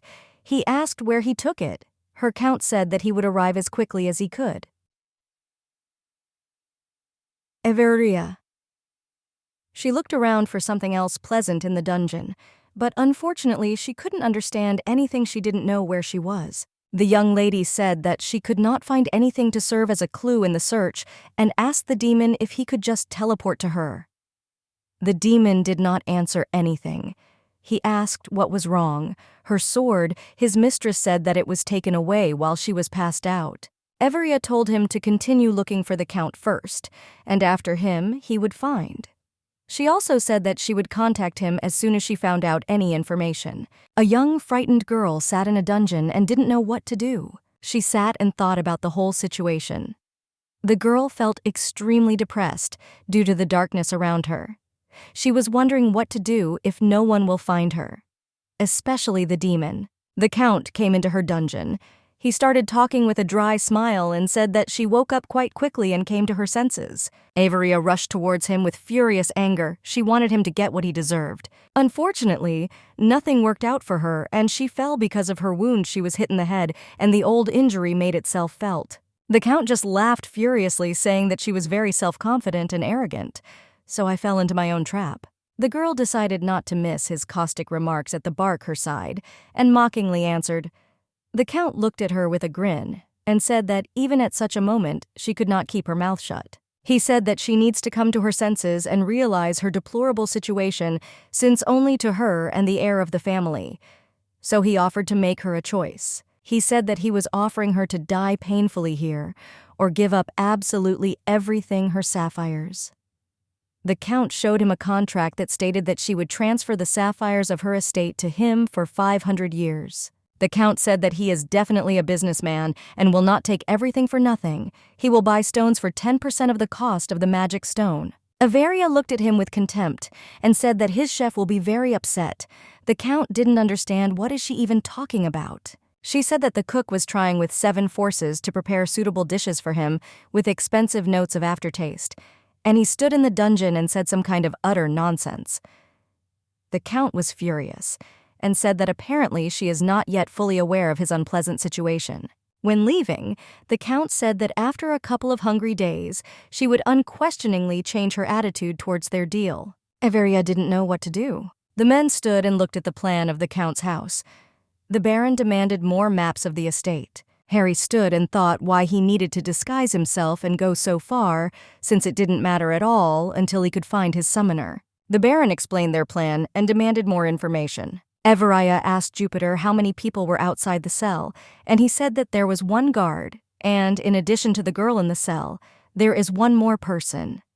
She began to be overcome by frantic anxiety. The girl knew that in such a situation she should scream. She forbade herself to lie down and drive herself into apathy. She shouted to the guard that she needs a bath. Everia stopped screaming furiously and began retelling the plot of the soap opera. Oh, I was surprised when all men responded to her story, namely, the sacred sword, the prison guard, and even the kidnapping victim, they ex-hotels, find out what happened next and screamed her so that she could quickly tell them the whole plot. She decided not to give up and go until victory. She said that she couldn't tell the story anymore because her throat hurt and she just wanted a glass of water. To find out the continuation of the story, the guard brought water. Everia said that she was not feeling well at all and asked him to bring a glass of water closer. Everia told Jupiter to turn on one of the functions, namely the halo, for 5 seconds. This maneuver was very helpful as he blinded the guard and managed to escape from the cell. When the girl left the cell, she asked Jupiter to take care of her head. Jupiter, in turn, asked if she wanted to be completely cured. Everia said that it would be strange when she looked completely healthy after the abduction. As the young lady walked along the corridors of the dungeon, she heard a man's voice asking if she had managed to escape, and asking her to help him escape. Everia helped to escape from prison. He is furiously grateful for his salvation. Everia. I asked the prisoner how long he had been in captivity. The man said that he could not say the exact time of his stay, but based on his internal clock, he assumed that he had been kept here for about 6 years. The young lady was shocked by this news. The man said that he was dragged into the cell before he could understand what was happening. The man said that his father was a past earl, but his uncle beat him with frantic cruelty and took his place. Everia, with all pity, I sympathized with the fact that he had to survive. The prisoner said that he could lead her out of the labyrinth of dungeons, since when he was being prepared for the title, he learned about a secret passage that leads outside. The Baron and all the men present frantically looked at the maps of the Count's estate. They found a secret passage that was supposed to lead them outside. With the help of it, they were going to enter the castle and start searching there. The Baron came up with a plan and said that he was pleased that it was not bad and that several people needed to go to carry it out effectively. He asked if there were any volunteers among them. Harry said he would go alone. Baron said he knew how the man felt, but go alone, this is wrong and dangerous. The demon said that he would cope with everything alone, and the rest would only get in the way and get in the way. The Baron watched the young man who flew away on the dragon and thought that the girl had in her close circle the same strange people as herself. The girl and the prisoner walked through the tunnels towards the exit. The young lady wanted to know how soon the Count would find out about their escape, but the prisoner assured her that he will find out no earlier than tomorrow, and even if it turns out that they ran away, he will first think that they left by the stairs, since the passage along which they walked is intended only for the air. Everia, I was glad to hear such information, and also asked why the Count imprisoned him for such a long period. The prisoner said that on the day when he was put in prison, his father called him to himself and informed him that he had opened a new mine of magic stones. However, before he could announce this, a coup occurred. Everia was surprised that they found another mine. The man said that only he and his father knew the location of the mine. Everia asked what he would do after leaving the labyrinth. The prisoner said that he would definitely take revenge on his uncle because he wants him to feel everything that the young man himself experienced. Everia said that it would not be easy and introduced herself to him. She also said that if he needed any help, he could contact her without hesitation. She will be happy to help. The girl also asked he shouldn't judge her by her appearance, since she has a lot to do adding what she has. I have my own scores to settle with this uncle. The man was surprised by this proposal. He thanked her for her words. The man said that even though he was practically free, he still felt hopeless as if too much time had passed. But still he thanked her for her help, and said that he would definitely find a way to repay for her kindness. The young lady said that if he wants to thank for her kindness, he must develop the mine, but never shake hands with the crown prince. The man was puzzled. He did not understand this hereditary principle. The girl said that it was a very long story. Their short conversation was interrupted by some noise. Avery did not understand what had happened. She was frantically frightened and turned to the prisoner and said that he said that no one knew about this move. He was a little puzzled and said that 6 years ago, exactly no one knew about it. Everia was not going to give up just like that. After everything she had experienced, Ona ordered you Peter to prepare the halo. The girl screamed furiously and waved her sword, but heard how someone called out to her and she realized that it was her demon. She was very glad to see him at such a difficult moment for her. Everia, she fell to the ground screaming and said that he had scared her very much. Harry walked up to her and touched her gently, asking what was wrong with her face and if she was okay. The girl screamed that the Count had lost his mind, and everything that the demon saw had been done to her by the Count. Everia, I couldn't understand who would even think of kidnapping people and keeping them from hand to mouth. Oh, she showed her wounds to her demon. He calmed her down and said he would kill her it for her. In response, she said that he shouldn't do this. The demon held his mistress in his arms.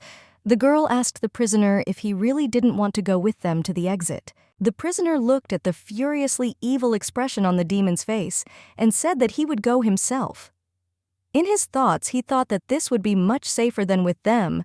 The girl said that she would wait for him. Looking at him, she said that her offer still stands so that he can come to any time her estate. After the whole situation, the girl returned to her castle and took a short sick leave to get some rest and come to her senses. The girls reported that a long-awaited guest had come to her. She was incredibly happy his appearance. The man changed considerably after his imprisonment. He looked at the girl and said that she was happy and popular. Everia. She said with a smile that she did not immediately recognize him and was confused by his transformation. The man enlisted the support and help of the young lady she owed. He has 5 of his dragons and knights with. With her help, all the evil deeds of the Count were revealed to the world. The man told his uncle that he was not going to kill him. Instead, he will atone for the rest of his life in the same dungeon where he imprisoned his nephew. After that, Brian took back what belonged to him rightfully. So after that, they developed a mine together, which was sold at a reasonable price. Everia sat at the table with her father and brother on the estate, which was the capital. The young lady's father said that he was very glad that they were able to come to the capital. Her brother asked what happened to the young lady, but the girl said that everything was fine, and that's why he shouldn't worry about the past. He looked at her in surprise. A few days after the kidnapping, the Baron brought the young lady a letter in which it was not the Duke who wrote that she would immediately arrive in the capital. Everia, I didn't want to go to the capital. The defense asked if it was possible to just throw a ball for the occasion at the castle. The Baron said that she should go because it's a ceremony her coming of age, and besides, the Duke asked her travel due to personal concerns her life. The Baron also asked her so that she does everything necessary in order to attract more clients to her for her first business. Upon returning to the room after the meal, the demon asked how everything went. The young lady was shocked that he had transformed into a human and told him that he could not come out here whenever he pleased. He was surprised and could only ask why she thought so. She said with a smile that there were a lot of unfavorable rumors about her. The girl was worried that after such a long absence, she can be seen playing games with the handsome saint. The demon said he doesn't care what others say, said that she doesn't like what they say, and if rumors of this kind reach the public, it will be very bad. Harry said that he would deal with them before they could say anything, and the girls really liked his proposal. She decided to change the topic and asked how he was going under the pressure of his desires. Everia, I knew that quite a long time had already passed since he hunted wyverns. Harry hesitated to answer after such an intimate question. Everia asked if he should recharge, since a lack of satisfaction could play a cruel joke on them. The girl asked what will happen if suddenly he'll be blown away like last time she was kidnapped. She came closer to him and said that they needed to do this process as often as possible so that he could not break down.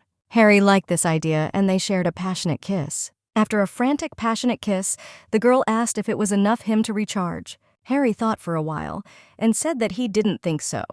And with tenderness and violent passion, he kissed him again her. After a passionate kiss, he said that he has had enough and has recharged himself.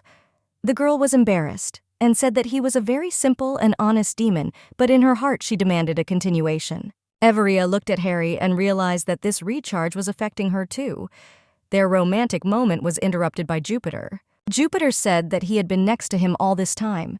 Harry was annoyed and said that he should not have spoken to them like that. He said that next time they need to leave it somewhere. Emma came to them and brought invitations to the event. Everia told her to reject them all. Averia knew that she was absent for not the most pleasant reasons, so that it would be better if the girl announces her return at her coming-of-age ceremony. Emma provided she received an invitation from the king himself. The young lady was very surprised. Averia remembered the letter she sent to the king. There was an innocent threat to His Majesty, since she thought that she would not leave the confines of her castle until the end of her days. Averia accepted the king's invitation and visited his. He said that she shouldn't be nervous because she was invited for unofficial reasons, and that's why I said she feel at home. Avarius didn't reassure his words, and she continued to be nervous. The king said that the girl asked to dissolve their engagement to the crown prince. He asked her if she wanted to become queen. Averia. She said that it happened before because she was in love with the crown prince, but now she does not want to be with him and claim the throne. The king said that he understood better and asked for forgiveness for his son, and said that he knew about his frivolous side and does not support him that he committed adultery. Averia. She said that everything is fine and there is no need to worry about anything, since she is sure that a person can change. The young lady apologized to the king for her letters and promised to him that she will no longer send threatening letters to him. The king looked at her and said that she was happy about such an interesting person. Upon returning to the estate, the girl screamed furiously. She was dissatisfied with the king. Her personal demon asked her if everything was okay with her and how the conversation with the king went.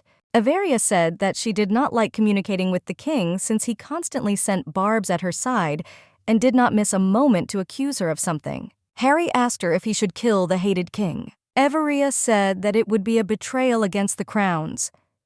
Harry asked if they were going to do this, then maybe they should remove everyone and make her become one. The girl said with a smile that this would be a rather troublesome process. Averia said if he had anything to do with the fact that Count Nada was attacked by an unknown person and ended up hurting his back, Harry said he deserved it.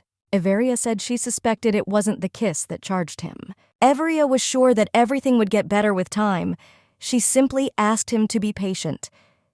He screamed furiously that nothing would get better. He was furious. The girl was taken aback by him. He turned into a dog and said that she shouldn't be afraid of him because he wouldn't bite her dog. Averia said that she was not afraid of him at all, but was simply surprised. Harry said she was lying because she was actually very scared. The girl did not understand why she should be afraid of the demon, who, even when angry, worries about her. She looked at him with tenderness and said that she believed his promise that he won't touch her. The demon looked at her and asked if she really believed his promise. Averia. She said that she has no choice. She must believe him since he is a strong demon and she is just a person, and she promised that they would catch up. Harry looked at her and said that she was happy and a strange person. Harry said that Count he offended her, and he decided to deal with him, but since she forbade him to kill, he decided to just punish him a little. Averia and Harry were resting in their chambers. Averia was told by a servant that the prince had come to see her. She thought it was Leiden, and she wondered why anyone else would come to her. Averia thought that the prince came to her because of the blank check she gave to Luke. The girl was furiously angry because she thought that the man had written a fabulous amount on the check. She flew into the prince's office and asked how much money was there. The prince looked at her with confusion because he did not understand what amount we were talking about. Averia. She said that he didn't have to pretend because he came specifically to find out all the information about the money that was in the check. The man looked at her and said that now he understood. He gave her that empty check and what was hidden behind it. At first, the young lady looked at him with misunderstanding and did not understand what was happening. But then she realized who was sitting in front of her. She told Luke she couldn't believe he was pretending to be a prince and said it could get him arrested. The man said that he felt a little cheated because the young lady gave him a blank check and he worked a little more but demanded less money. Averia said that she was grateful to him because with his help she was able to escape faster. From the dungeon, the man looked at her and said that gratitude cannot be spread on bread. He looked at her and said that since everything was fine with her, he could go. Averia was surprised why he came to her. He said that he never used that check. Averia. I wanted to take a walk, but no one recognized her. She put on a cloak and asked the maid what she looked like. Emma said that if anyone finds out, Harry will fix everything. And she said that the lady looks just great. The girl and the demon were walking through the city and went to the market. Everyone quickly paid attention to a young, handsome man. Averia. She said that she had completely forgotten how fiercely beautiful the demon was. She was used to someone's beauty, but people looked at him furiously. The young lady said that she kept looking at him earnestly.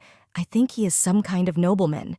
He said that she liked the way he looked. Harry asked if the girl liked his beauty. Everia said that she likes everything very much, and asked he will distract everyone with her beauty, and she will be able to take a normal walk as soon as she pretends to be accompanying her master. They walked, and the girl was constantly surprised at how quickly the capital had changed, and the demon called out because he felt bad. Everia remembered that he feels disgust when he approaches some people she completely forgot about it, and quickly apologized to him. The demon assured she said that everything was fine with him and asked her not to stop and continue to look around the market. Everia hugged him and told him to stay as close to her as possible. Everia said that they need to go to a quieter and more peaceful place where there are no people. Everia.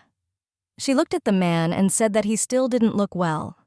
The demon said that this was all due to the fact that he had not been surrounded by so many people for a long time. The young lady looked at him and said that if he said she told her in advance that she couldn't be near a large crowd, then she would take someone else. The demon said that because of that, he didn't say anything, because I was worried that she might go with someone else who you can't protect. The demon looked at her and said that instead of all reasoning, she needs to hug him like last time and it will become easier for him because he really needed her aroma. She obediently hugged him with all tenderness and care. The demon felt much better and said that this was all he needed. The young lady asked how he was feeling. He said that she asked for a little better wait for him a little because she wanted to leave. Harry asked where she wanted to go. The girl said that she would like to buy some drink to ease his nausea. He was against her going alone and said that it was better for them to go together. But the young lady was against it. She said that there were a lot of people there. He should not go there again and asked, "Wait for him," saying that she will buy something sweet and refreshing. She asked him not to go anywhere as she was going to return to him immediately. He obediently agreed. Everia, I bought drinks and was already returning to my demon. As she came closer, she saw that he was talking to someone, Everia. I didn't understand what was happening and who could approach him and talk so nicely. She saw some person asking, "Is he all right?" and said that he looks bad. Harry looked at the young lady and she in turn said that she would not do anything suspicious. She just wanted to call a doctor. She gently touched him and said that she was just trying to help. That's all for him. And that there is nothing strange in this. The demon looked with indignation and told her not to touch him. Averia came closer and asked what was happening. He was incredibly happy her soon return. The demon looked at his mistress and said that he would help her carry the glasses as it was very difficult for her. Everia approached her demon and said that there was no need to call a doctor since he her partner. Everia, I saw a girl approaching her demon, was the main character, Catherine Everia. I was frozen in shock and couldn't say a word. Catherine said that she had heard rumors that the girl had arrived in the capital, but did not think that they would meet under such circumstances. And she said that when she passed by, she noticed a very unhealthy-looking young man and decided to come up and talk to him. She didn't even suspect that they were here together. Everia said that they were very pleased to talk to her, but it was time for them, so they leave. Catherine shouted for them to. They waited for her. Catherine wanted to talk to a young girl. The prince immediately arrived and began to scream heartrendingly for the young lady to move away from the main character, along with her demon. Catherine told Cassian that it was not at all what he thought and everything was fine with them. The principal came up and gently hugged his beloved and asked if everything was okay with her, and also wanted to know what the bad woman had done. He was furious and asked if she was pestering her demon and Averia frozen in misunderstanding. The prince screamed heartrendingly and asked the young lady when she would stop pestering them. He reproached her that she followed them all day like that.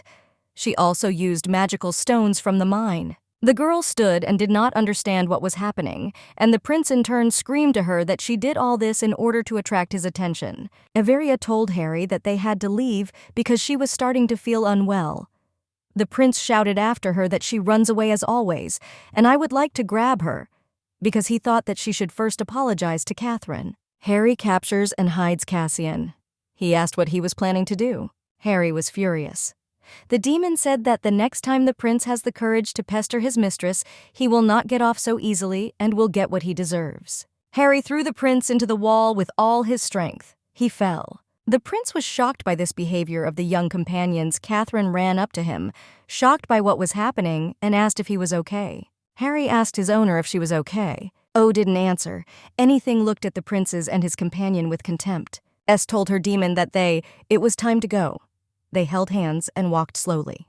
Harry was filled with anger. He shouted to his mistress that he could not stand it anymore, and that he needed to go out for a while and he would be back soon. Everia, I asked where he was going to go.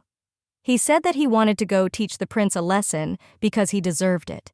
The demon argued that he had no right to do this to her and he had to be punished urgently. The girl was frightened by this behavior of her demon.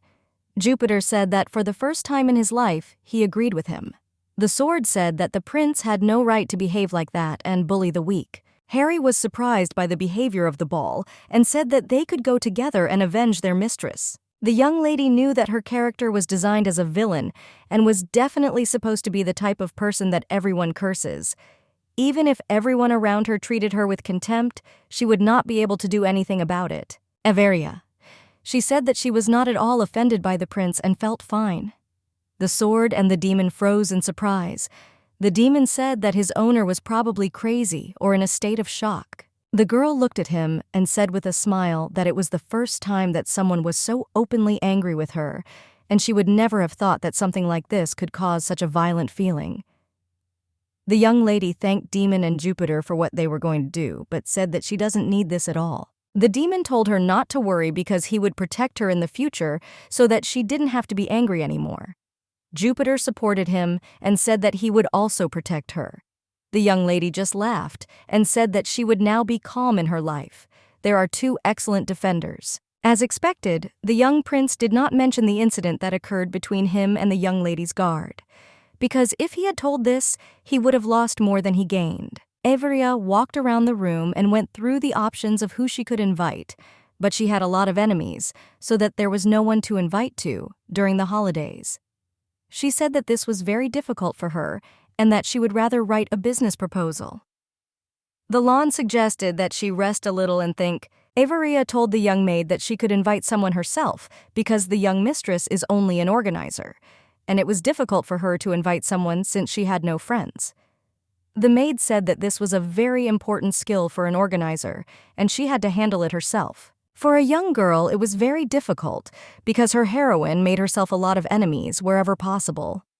Emma asked who she wanted to invite to her birthday. The lady was frozen in misunderstanding. Emma said this her day, and she needs to spend it as best as possible and be surrounded by people from whom she wants to hear pleasant and sincere congratulations. The lady liked her maid's proposal and said that the first invitation should be sent to her, and later, she will leave a list of whom she really wants to see at her holiday. Such behavior touched the young maid. Everia, I wanted to invite a wyvern to my holiday, but the maid said that it would be a little incorrect. Harry stood near the wyvern and communicated with it. Everia. I heard the maids whispering about how beautiful they looked with the dragon, and realized that I began to notice an interesting detail since after the appearance of the demon, more and more maids began to take time off from work. Everia. She frightened the maids with her presence, and they hastily apologized to the young mistress, and in turn, she could not understand what scared them so much, since she simply smiled at them because they had found her dog is beautiful. Averia thought that her facial expression can be a little scary for others. In this way, she managed to monopolize her demon. Harry saw Averia and greeted him. The girl approached him and asked if he was training here. He looked at her and smiled and said that he was not really training but playing with a wyvern. He looked at his friend and said that they sparred a little in the sky. Averia looked intently at her demon. He asked what happened. And why doesn't she take her eyes off him? She looked at him and said with a smile that looking at him, she understood that literally everything his flesh is beautiful. He is frozen with shock. The demon looked at his mistress's hands and was surprised. They were very pale. He said that there was no blood in them at all and asked, "Is she eating normally?" The girl smiled and said that she recovered as soon as she arrived at the central estate. Harry was surprised that she said that she had recovered. He took her in his arms and lifted her and said that she was still as light as she was. The girl said with a smile that his standards are too high and she must be the weight of a wyvern so that he cannot lift it so easily. Their fleeting entertainment was interrupted by Sir Elevaria asked Harry to let her go. The young master said that he was very grateful that she approved his request so that he could see the Dragon Knight with his own eyes. Averia said that they had achieved good results thanks to the book I owed her, because thanks to the illustrations they were able to organize the training process. Averia introduced Sir El to her most magnificent knight Harry. The young man looked at the demon he was interested in the ashen hair and red eyes, and asked where he could see him before. Averia said that they certainly could not have met anywhere. She was terribly afraid that the demon's identity might be revealed, and she did not know that what to do and how to behave. Sir El said that one of his ancestors was a talented artist, and many his works are still exhibited at various exhibitions. He looked intently at the blonde man and asked, "Is he really the same descendant of the great Archmage, since he looked just like the man who came out of the portrait?" Averia. I was a little calmed down by this conclusion because I thought that everyone in his place would think so. Harry agreed with him and said that his ancestors owned magic. The young lady just laughed and said that these were just amusing coincidences. In order to quickly change the topic, the young lady suggested that they go and watch wyvern riding. Harry said that just watching would be very boring, and he asked the man how he thought about giving them a ride too, and he offered to help if something happened. Sir El was very happy and a little surprised by this turn of events. Averia found out that her demon is behaving suspiciously kindly, and this can spell big trouble. Averia. I stood and looked at their movement in the sky. After all the coups and tricks, she realized what the cunning demon was planning. Harry and Sir El were flying in the sky. The demon was furiously funny and having fun as they moved, but the man was a little tired. When they landed, the demon said that it was a lot of fun flying with him. The young lady asked Sir if he was okay, because he looked very bad, but he said that everything was fine. Averia said that if he got very seasick, he should urgently go and rest at their residence until he comes to his senses. The demon was surprised, but the Sir said that everything was fine with him, and he needed to immediately return to the castle. Averia. I knew that the captain of the Royal Knights was always very busy and could not afford a single minute of rest. A young man asked the girl if she had heard about the holy ball, which was hidden in the misty mountains. He said that someone had taken out this sword, and the knights were frantically looking for whoever did it. From all the words, the girl stood in a cold sweat. But the young man said that the sword had been in the mountains for a long time, and they did not immediately discover it was missing. Averia. I didn't understand why they paid such close attention to it. Harry asked why the knights were looking for the man who pulled out the sword. The young captain said that they must not know the whole story. In fact, it is known only to members of the royal family. He said that the sacred sword is closely connected with the royal family. Since the founder of the empire took out the sword and declared himself his master, the man said he didn't want to tell the whole long story, and he will only say briefly that the one who took out the sword will become the first contender for the throne in the kingdom. The young girl was amazed by his words. Peter T. Iho said that his mistress can become a queen. The demon and Jupiter furiously discussed the current situation and asked the young lady what she should do now. She told them to be silent for a while because she couldn't concentrate on this problem. Averia turned to Jupiter and said that he had been for some time she will have to travel without him. He said that he understands everything and will wait for her. Averia. I was walking through my estate when my friend and brother came up and handed me a scroll. O looked at him furiously and was a little dumbfounded by everything that was in it. The girl with fear in her eyes asked her brother what it was. The young man said that this is a list of gift options for her birthday and asked, choose about 30 of the best ones. As he left, he said that as soon as she finally decided on the gifts, their father would finally be able to focus on his work. That's why he asked her to quickly make a choice and tell him about it. The girl said that these are too many gifts, and it doesn't matter to her at all that she gets her birthday. She can even do without gifts. That's why I asked my brother for a favor. Because she needed to, her business was generating income, and so that the stones could be sold, she asked her brother wore a brooch that made her workers. And she also asked that he and her demon brought bouquets of flowers that she had already looked at 5 different points. The young lady said that they would not need to wander all over the city since she had her eye on everything in one area. Her brother was a little surprised and asked why she was sending him with his accompanying knight. She looked at the young people and said that the more flowers they take away, the better, and there will be no need to go several times.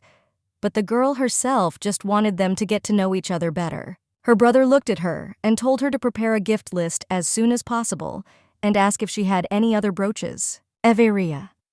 She showed him the entire assortment that she had there. There were a sufficient number of brooches, cufflinks, and rings with pure magic applied to them. Her older brother said that the cufflinks looked very interesting and elegant so that she could personally give them to her father.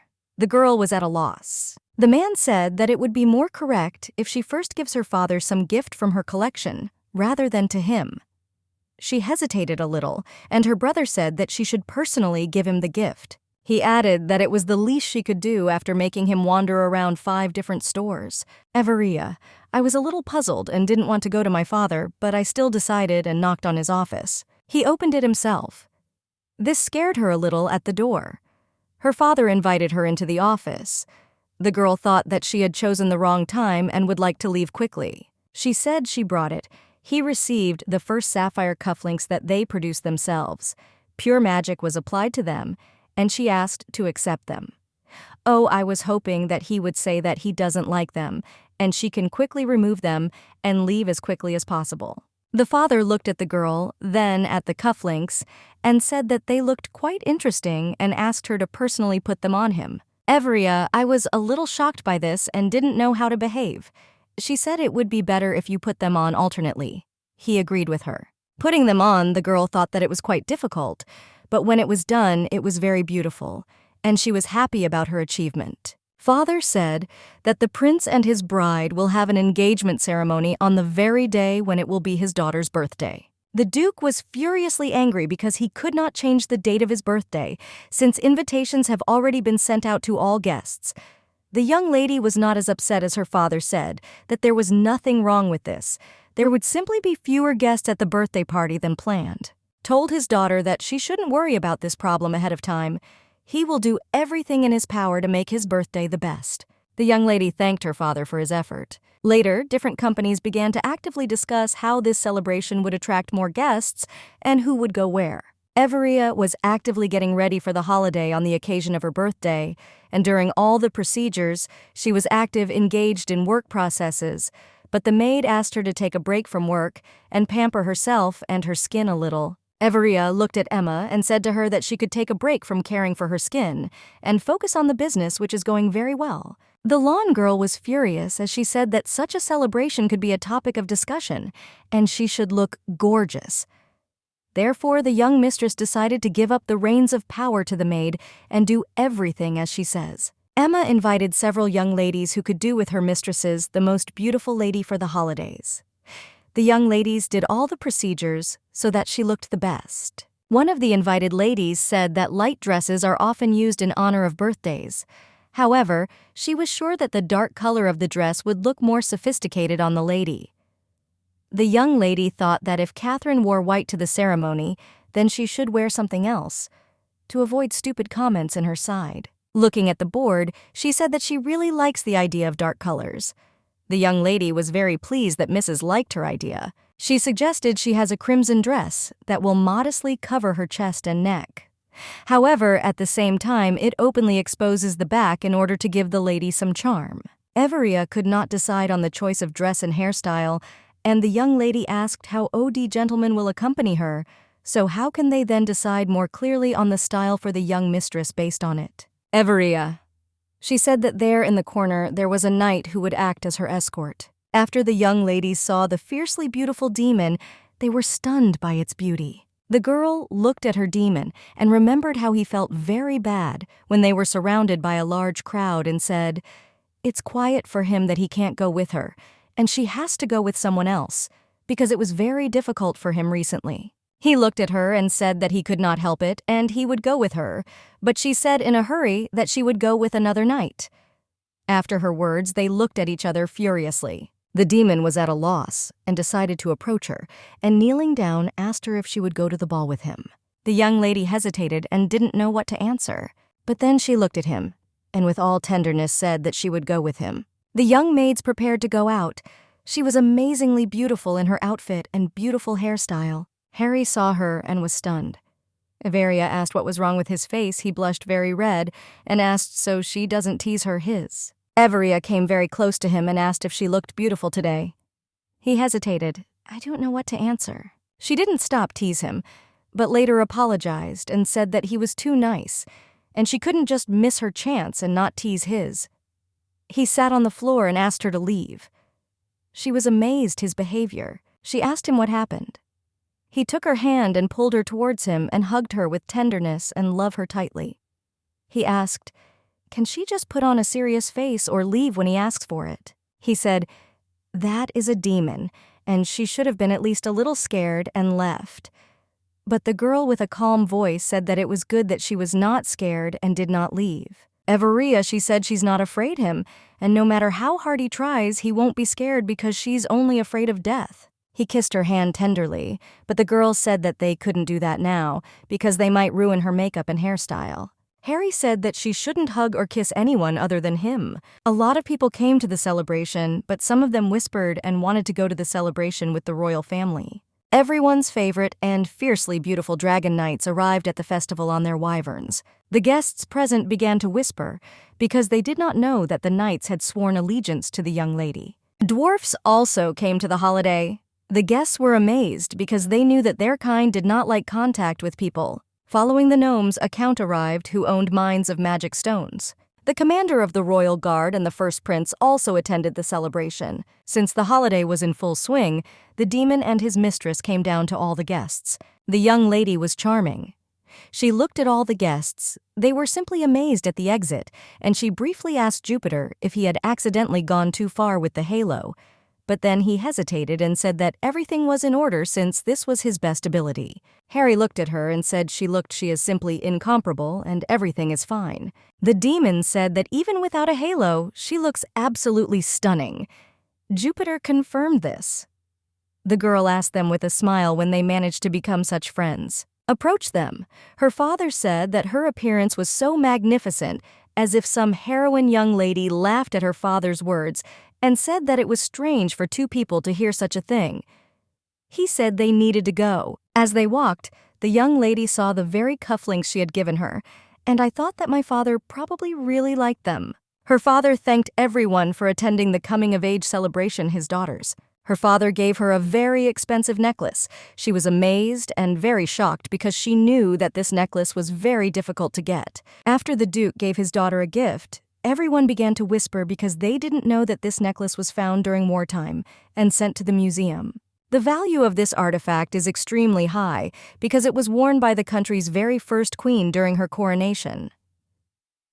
A huge number of attempts have been made to return him, but all of them were unsuccessful due to large financial prohibitions. The father was at a loss what was wrong because the girl wrote on the list that she wanted them, but the young lady said that she just wrote them down to fill out the catalog. He asked whether Leah liked the gift, but whether she was young or didn't say that. She really likes it, but it's too expensive a gift. The girl's brother came up to them and gave them emerald earrings. She thanked. I really liked the gift. And after that there was a flurry of all sorts of gifts, but not one could compare with the Duke's gift. Rapash approached the young lady, and she was very glad to be present at the celebration. She said that she was giving the girl the whole universe right now. She broke the small pebble that was in her hand, and the room was illuminated by a fiercely beautiful radiance. Young lady was very happy as she really liked the surprise. Everyone continued to have wild fun on the holiday, but the young lady knew that she lacks presents. Her demon, she went look for him and went outside. Harry asked what she was doing here. Everia said that she was waiting for her dance partner and asked him to go dance with her. If he doesn't know how, then she will teach him. The young man was furious. He said that he was actually the king's archmock and he knew how to dance, and also asked where the fabric was her dress. She said with a smile that this was the design of the dress and asked if she had seen it before. They started dancing on the balcony for their first dance. The demon asked if the girl wanted to see her gift. She was intrigued. With tenderness and warmth, he pulled her closer and kissed her. In a passionate kiss, he handed over his little gift. The young lady was frozen in confusion. The demon said this her gift. Although probably a little strange, Harry said that since he couldn't find her last time, he put a piece of his soul in her, so that in the future, he could come to her at any time when she needed him. Harry once again congratulated the young girl on her birthday with tenderness and warmth. The young lady was a little embarrassed by such a gift and asked him why he was doing this only now. The demon froze in shock and said that such a thing has special abilities, such as a side effect like a medicine taken incorrectly. Everia was embarrassed and said that it must have been difficult for him to make such a choice. She thanked him for such an unexpected gift. The demon moved away from her a little and said that a piece of the soul has a certain influence on each other, adding that if she gets hurt, he will be hurt too. But if he gets hurt, she will be fine. Everia looked at him and said that if she dies it will affect him, but the demon said that she worries too much. But he said that he is strong, and mortal wounds for people are nothing more than an ordinary scratch for him, and everything works a little differently since he does not lose his energy. But Everia was determined to give to him part of his soul. She furiously screamed that she did not accept his gift and wanted to return it. Harry was taken aback her statements and said that he would not take back what he had already given. Everia was angry at him and said that she did not want him to become weak and vulnerable because of her. She knew that he would not live a long life, and he who could live for thousands of years would suffer because of her. She came up to him with lightning speed and kissed him because she wanted him to take his part of his soul back. She screamed that she really couldn't take on such responsibility for anyone. The girl hurried to leave him. The demon asked where she was going. The girl said in a rage that she was going far away because she did not want to see such a stubborn demon. Less than 5 minutes had passed before the girl returned to the demon and asked for help. He was a little surprised and said that she had just left him. Everia said that now she has no time for their disagreements. There is another reason for concern. Everia said that Sir El had a magic bullet that revealed the presence of a magic sword. The commander of the royal guard wanted to check the girl's sword. She told her demon that if something unexpected happens, he will pretend as if she is overcome by weakness, and the demon must catch her and take her to a secluded place. The young commander looked at the sword and said that it was sacred.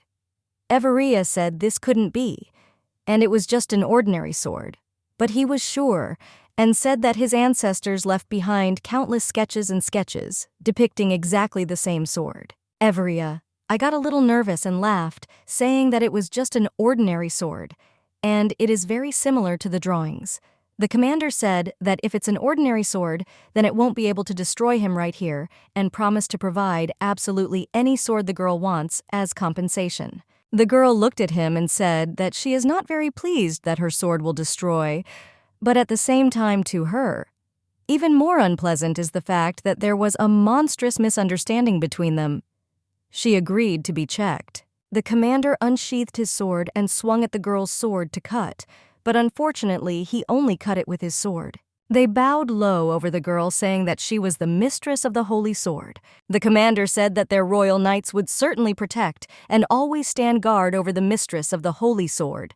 The commander bent over the girl and took away the sword. When did she took it. Her life was illuminated with a beautiful glow. She was shocked and told Jupiter to calm down and not do anything like that again. He said that in such a situation, it was necessary to make a spectacular appearance. The next day, everyone frantically discussed the current situation, especially the crown prince. He was shocked and did not understand how this could all happen. The young prince knew that with the appearance of the girl, he won't get the long-awaited crown. Since childhood, his mother said him that he is of no value without a crown. He did everything with frantic zeal to get the crown into his own hands. He even had to enter into an engagement with the young lady, but unfortunately she was very dark, selfish and incompetent, which did not give anyone the opportunity to fall in love with her. His thoughts were interrupted by the arrival of his beloved. She asked frantically he shouldn't be upset so much because he was sure that everything would be fine. She said that maybe the girl wouldn't inherit his place. The young lady said that the mere thought that the mistress of the sword would become the queen was absurd.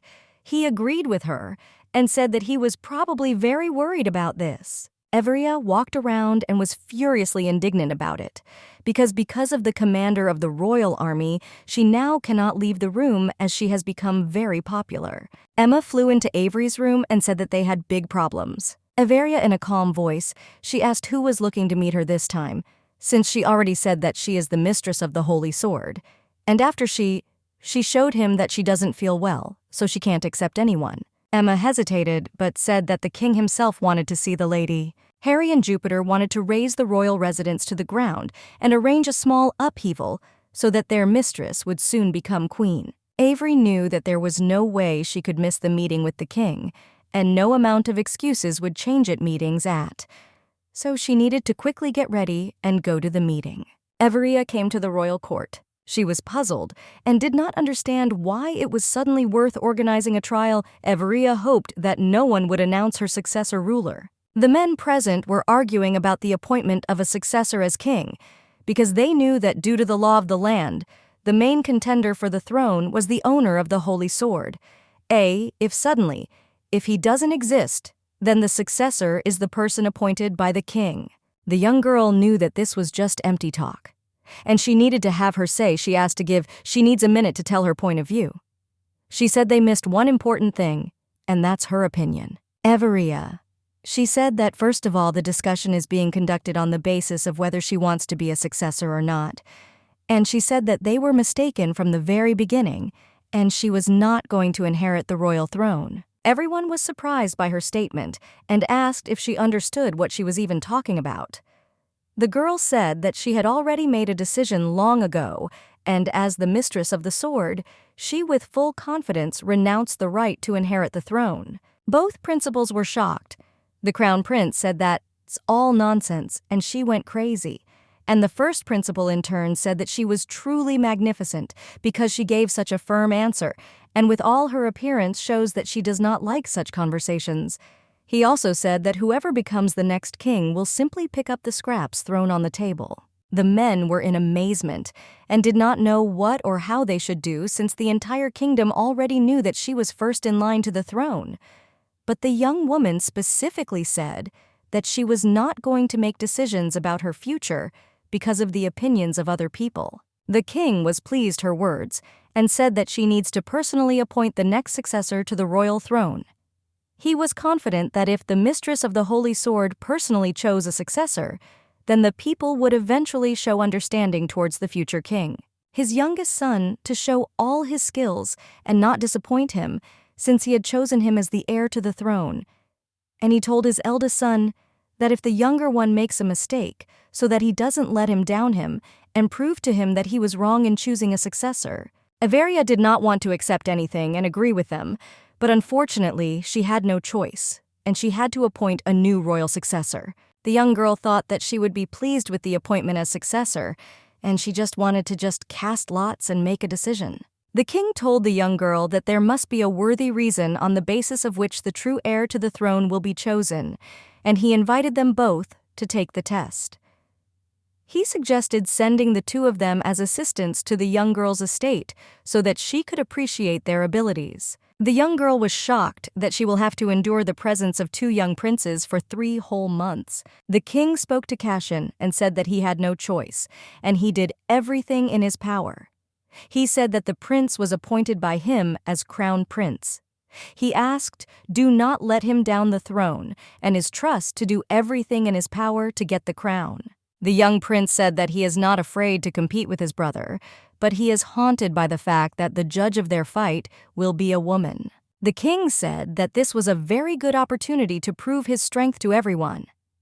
And it is a very good fact that exactly that girl will be the judge, because she is ready for all this for his sake. This was a well-known fact, and relying on this, the king arranged such competitions. The king also said that the young man should take care of the girl, but first he must find out about sapphires while he works as an assistant. The king said that they must get everything they can get their hands on and not miss a single opportunity. The baron greeted them with joy. He said that he had received an explanation from the girl but would like to know a few details. The girl said, it's her fault, but I am the king. The baron was confused. He said that she is the owner of the Holy Sword, and she should have stood her ground. The girl said that after all, she was not higher than the king and could not contradict him. The young girl and the baron prepared a lot of work for the young princes, since they did not have enough workers to sort out the documents. Everia said that to find out there must be a king and their heart, they must know the heart of the people, and with the help of analyzing documents, they will be able to personally take care of the well-being of the residents. The princes were shocked by the whole mountain of documents, and they asked what their fate was for completing this task. Everia said that they have everything for everything. There are 5 days, she added, that now the inhabitants of the kingdom more than ever are waiting for help from their principals. Everia came to Rapashi. She met the girl with tears in her eyes. The lady was in shock and asked what happened. The young lady said that because her father intervened in what was happening, he made life difficult for the young mistress. Everia reassured the girl, saying that nothing had happened and everything was fine, just that, until the very beginning, you shouldn't have taken the sacred sword with you and vice versa, even for the better that her secret has been revealed, and now she cannot be afraid of anything. Averia came and saw 2 princes lying on the floor and all the documents scattered near them. She was surprised at such a sight. The Baron said that they managed to finish sorting out the documents in 4 days and immediately fell asleep. The young lady was in shock because she had deliberately given so much work that she could handle it only in 5 days. One of the princes said that this is not work at all but some kind of nonsense, and they dealt with it very quickly. Everia asked, "Does he really think so?" If this is so, then next time she can give them so many documents that they can handle them in 4 days. The young mistress told her friend that everything had happened very wonderfully, and she asked, "Give it to your father, so that he stops worrying and reproaching himself." Everia said that she was indebted to the dwarves. Her friend asked if a girl has free time in the evening. Young ladies said that her princes have changed everything, and now she has a lot of free time.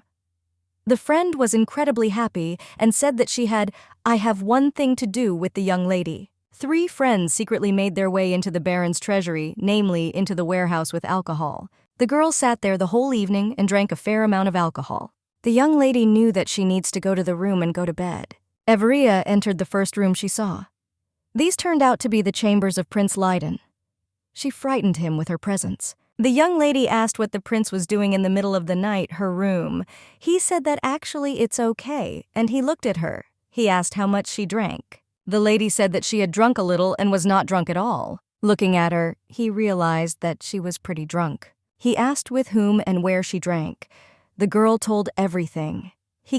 I listened to her and realized that she needs to be taken to her chambers as soon as possible. He said that he would go and call someone till she was taken away. Everia. She said that she didn't want to go anywhere and she would sleep in this room. The prince looked at her and asked if this was some kind of test. She looked at him with misunderstanding. He realized that this was not a test, she was just drunk. The young prince told her not to leave the room under any circumstances, and he would quickly go and bring someone. Everia woke up in the prince's chambers. She remembered everything that happened and did not understand why she remembered everything so well. She remembered her conversation with the prince and thought that he, looking at her, probably thought that she was completely out of her mind. Harry saw that she had woken up and asked how shocked she was that he had been here all along. He asked if she recognized him. Maybe she would begin to recognize other people in her environment. He was furiously angry with the girl. She asked what happened because she remembers that she simply fell asleep in the prince's room. He was angry and shouted at her. He said that it was he who should ask what exactly happened to her. The girl asked, that became friends. Harry said they are very busy right now. For their misdeed, they were reprimanded by the Baron. Harry said the girl shouldn't hang out with them in the future. She just laughed and said that he couldn't forbid she has fun with her friends. The demon said her friends teach her bad and she shouldn't communicate with them. The girl asked the young man to put his cold hand so that she could lie on it. Because of this, she felt better and asked what happened yesterday after she fell asleep. The demon said that the prince came to her room and told him everything that happened with the drunk girl. The young lady was angry and asked what he was doing so late at her chambers, since at the moment this is simply unacceptable. The demon looked at her and said that her room is her bed, her shoes, and her books. Therefore, it is quite natural that her chosen one will be there. The girl said that this is acceptable when he is in dog form, but when he is in human form, he should not be in her room late at night, as others may think, and spread inappropriate rumors about them. Harry said that his rightful place is next to the girl and this is not discussed. Everia asked Harry if he wanted to do something. she meant activities that were not directly related to her. She said that she would like to see him have worries and new friends besides her. Everia asked Harry what he was doing when he first came to the world of the living. He looked at her in surprise and said that when he came to the world of the living, he carried out the will of his summoner and constantly killed people. Everia, she said that she did not demand this from him. Harry said that she forbade him a lot. The girl said that she would like him to live his life like other people and not for the sake of his master's desires. She said they could be like friends, and he could do anything he will want to do except for some things that she forbade him to do. Harry said he didn't want to be just friends with her. The girl was furious and didn't understand why he said that, but she told us that he would never find such a wonderful friend as her anywhere else because she constantly cares about others and did not understand how she could say that. He came closer to her and kissed her with all tenderness, her look in her beautiful eyes. Harry said that friends can't do things like that. Frozen in bewilderment, he smiled, and in response the girl was furious and told him to leave as soon as he could. Everia came to the princes and said that it was time for them to resolve issues more serious than paperwork. The girl said that there are more important problems, since their city has 2 rainy seasons every year, and there is a lot of rainfall. And due to heavy rains, the river overflows its banks, and this threatens a severe catastrophe and flooding of some cities, and this issue requires an immediate solution, since the spring rainy season brought a lot of damage that has not yet been repaired. The princes decided how best to avoid the global problems of the current situation. They argued among themselves. The young lady said that they needed to act together and solve this problem together. Everia said that they must, at their own discretion, take measures to prevent the river from flooding in order to eliminate unnecessary damage and save residents from a terrible disaster. One of the princes asked what budget they had to resolve this problem. Everia. She told them to make an estimate to the best of their ability. She knew that it would not be easy for them to develop a plan that would convince the Baron of the effectiveness of the actions. The girl wished them good luck and immediately left them. Everia, I was sorting out information from the prince with the Baron, but the crown prince did not bring anything. The girl was a little puzzled. Everia asked the Baron for forgiveness for the fact that they destroyed his warehouse. He said everything is fine. She doesn't need to apologize. She said that she wanted to make a deal with him under the terms of which she would replenish her supplies, his pantry. The Baron flew into the hostess's room and said that the rainy season had begun and they had a lot of problems. Everia, I was shocked because it's summer, it's not over yet. And they never expected that the rains would come so early because she knew that the rainy season falls in autumn or spring. Oh, I thought she had. There is still enough time to solve the rain problem. But unfortunately, this was not the case, and she knew that the embankment's not yet finished like the dam. The Baron told the girl that the Knights of the Ice Order were building a temporary dam with the help of wyverns, but there is a lot of pain and a serious problem. The princes rushed after them and asked what happened. The young lady said that she did not have time to explain, so they should come with them. They agreed and went to help their friends. They arrived at the scene, and the girl saw with her eyes the full scale of the disaster. She did not know what to do. The Baron said that she must make a choice, because if they do not focus on one direction, then they will lose both. The young lady knew that she needs to make a choice, either a settlement with people or a black forest in which they mined acacia in order to later make stones. Everia. She told them to leave the forest and save the settlement with people. Later, it would come down and give instructions on what they needed to do. Harry came to her aid. She asked what he was doing here unless he was flying a wyvern, and asked it's faster to connect to work. He looked at her and said that if she asks him, he can save both places. The girl looked at him with misunderstanding. He said that she could ask for a favor from the best demon that ever existed in the world. She was shocked and said that she didn't think about it right away. She asked him not to let the river overflow its banks. Harry said that the request was accepted with tenderness and kissed his hand. With the help of his blue flame, he began to turn his plans into reality. Everyone looked at him frantically, and at the blue flame they did not know what he intended to do. They saw how the river disappeared, and with it all the clouds filled with rainwater later also disappeared about the blue flame. And everyone immediately realized that it belonged to the legendary Archmage. Everia, in joy, she rushed to her savior. The girl said that he looked very pale. He hugged him in his arms and told her not to worry, he was fine. He said that he was pale because he used too much magical power. After everything he had done and said, he collapsed on the girl, losing all his strength. The doctor was watching him and said that the young man was absolutely healthy. Everyone was in shock and did not understand why he did not come to his senses then. The doctor said that no matter how much they checked, all the indicators would remain normal, and he was just sleeping soundly and only needed rest. Everia. She told the Baron to bring a real doctor. They are some kind of charlatan. All the doctors who came to the demon said that he was absolutely healthy, and they had never seen a healthier young man like this one. Everia, I was furious and didn't understand why he didn't wake up. Leiden asked her that Harry is the Archmage of the Blue Flame. Everia was in no mood and unable to talk to anyone about the young man. Leiden decided to leave them alone and left, leaving with wishes for a speedy recovery. He said that even if you kill her hours, he still won't die because he can't leave the young lady. Several days passed, but the young man also lay unconscious. He did not come to his senses. All the doctors kept repeating the same thing, that he needed rest to restore his vitality. Everia frantically begged him to wake up. She tried different methods, but nothing helped. The Baron said that the season of heavy rains would soon begin again, but he thanked the young man who helped them and bought them some time, which they put to good use and strengthened their position. The Baron said that the Wyverns also tried very hard to help them, and thanks to them, they easily strengthened positions that were beyond their reach. Everia. I asked the Baron if the heavy rainy season had ever begun so early. He looked at her and said that this was the first time. Everia asked if this season is different from other seasons. Braun said that in contrast it was very strong since this had never happened before, and in his lifetime he had not seen such heavy torrential rains. The Baron said that because of the strange direction of the rains themselves, the young lady was surprised how this could be. He said that the very direction of the clouds had changed. The girls were surprised. She asked where the clouds were coming from. The Baron showed the map and indicated the true direction, and from where the clouds were heading, and he said that they rested on the Wizard's Tower. The tower existed a long time ago, before the appearance of all the countries on the continent. The history of the origin of the tower is covered with a veil, and people believe that some god built it, and on the day it collapses, the end of the world will come.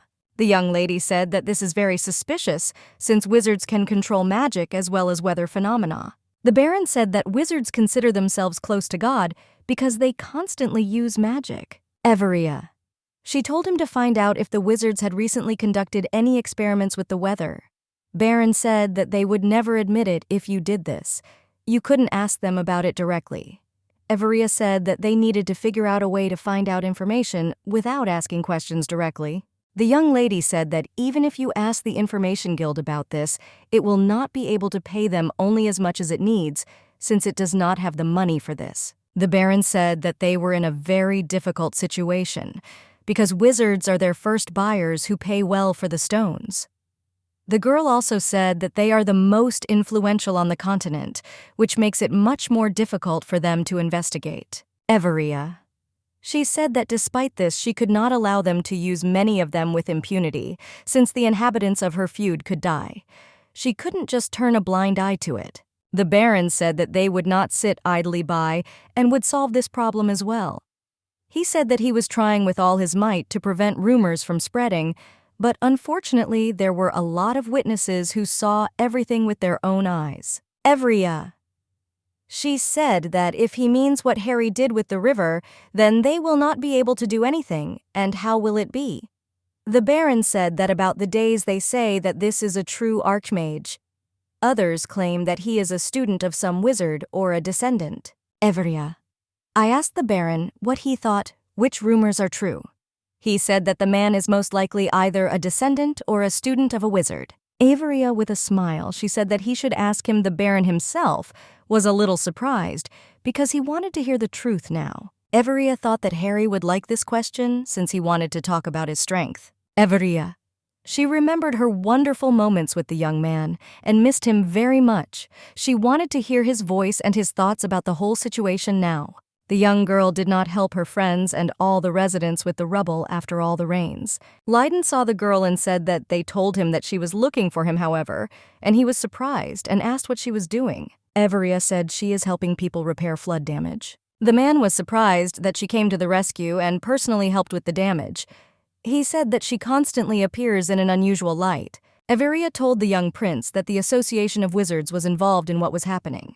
She said that until now she only has suspicions, but if you dig deeper, they are definitely involved in this situation. He asked, how can he help? Everia said he could help with the help of his friend. Leiden got upset and said that she doesn't need him, but Luke the girl said that she doesn't argue, but in any case it will be much better when his friend helps. He said with a grin that she was clueless about such situations.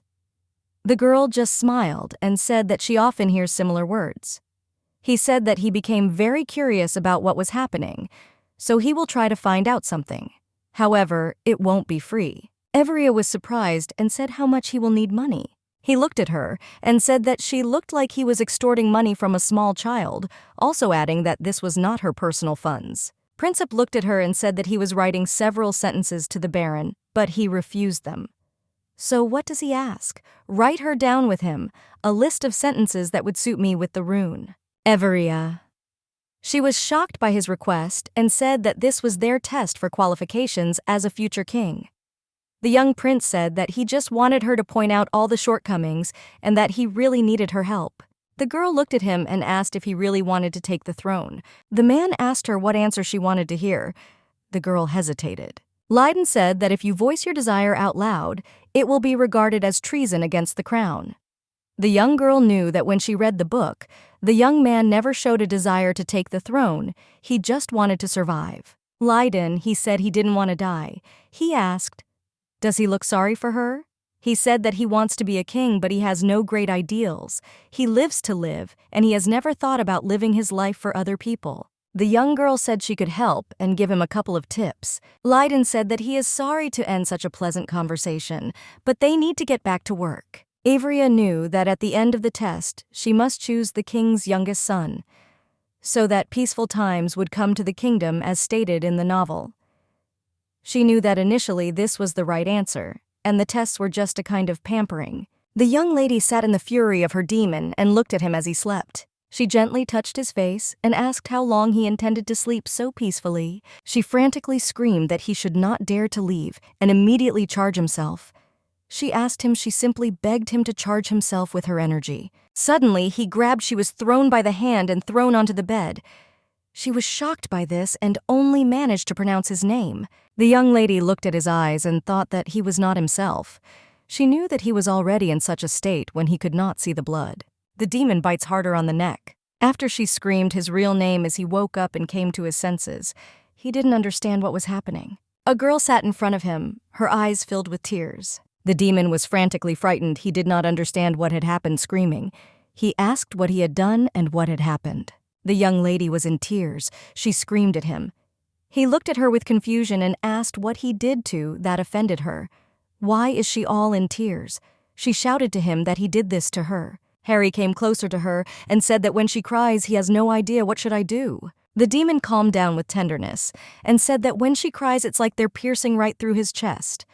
And for him, this is a very strange feeling.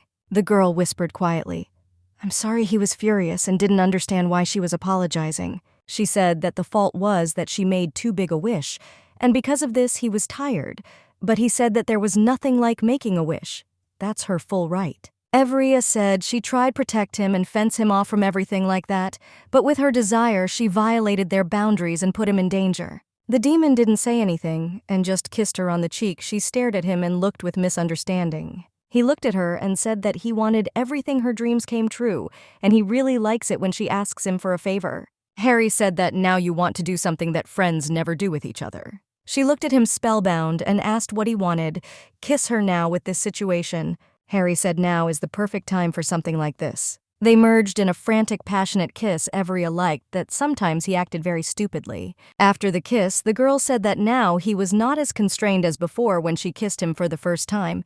He was very tense and seemed to be petrified. The young man smiled and said that apparently the training was very effective because he was a very diligent student. She misunderstood and did not understand what kind of training we were talking about. Harry said he was studying with Emma. Averia was taken aback by this statement, and she wanted to quickly leave him. He asked how she liked it, or what. She left him and he bombarded her with questions, but I received no answer. The girl gathered her courage and said that it was just her personal problem, and he shouldn't pay attention to it, and slowly walked away. She sat down on the floor, pressing her knees to her chest and feeding herself for not understanding his words correctly. She thought she was just fooling herself. He's just a demon and nothing more. She thought that she had fooled herself by thinking that she was an unusual person for her demon. She was very ashamed of her behavior. The girl knew that she was simply a partner for the demons to remove their thirst for attraction. Everia explained her plan, which she wants to bring to life on the origin of the great Archmage, so that no one has any questions about how and where he came from. Harry was happy and said that now he can safely use it. The girl agreed with them and said that he could use his power as much as he wanted. Averia avoided his. He asked why she didn't look at him and looked away.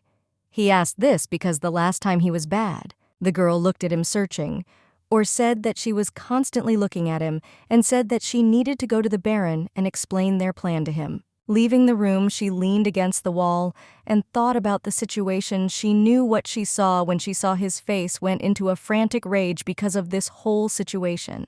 Rumors about the origin of the Archmage immediately spread.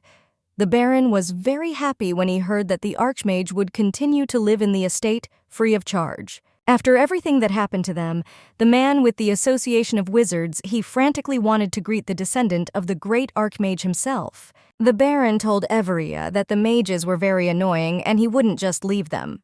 The girl looked at him and said that they had another headache. Harry looked at the young magician and said that he would not teach him anything. The young magician was shocked and said that he did not have time to ask or tell him anything, but the demon looked at him and said that he knew that he would ask him to teach him magic. Harry said that under no circumstances will you teach him, and even more so, give your magical flame for experience. The young boy froze in surprise and shock at what the great descendant of the Archmage was saying. He did not expect such a reception.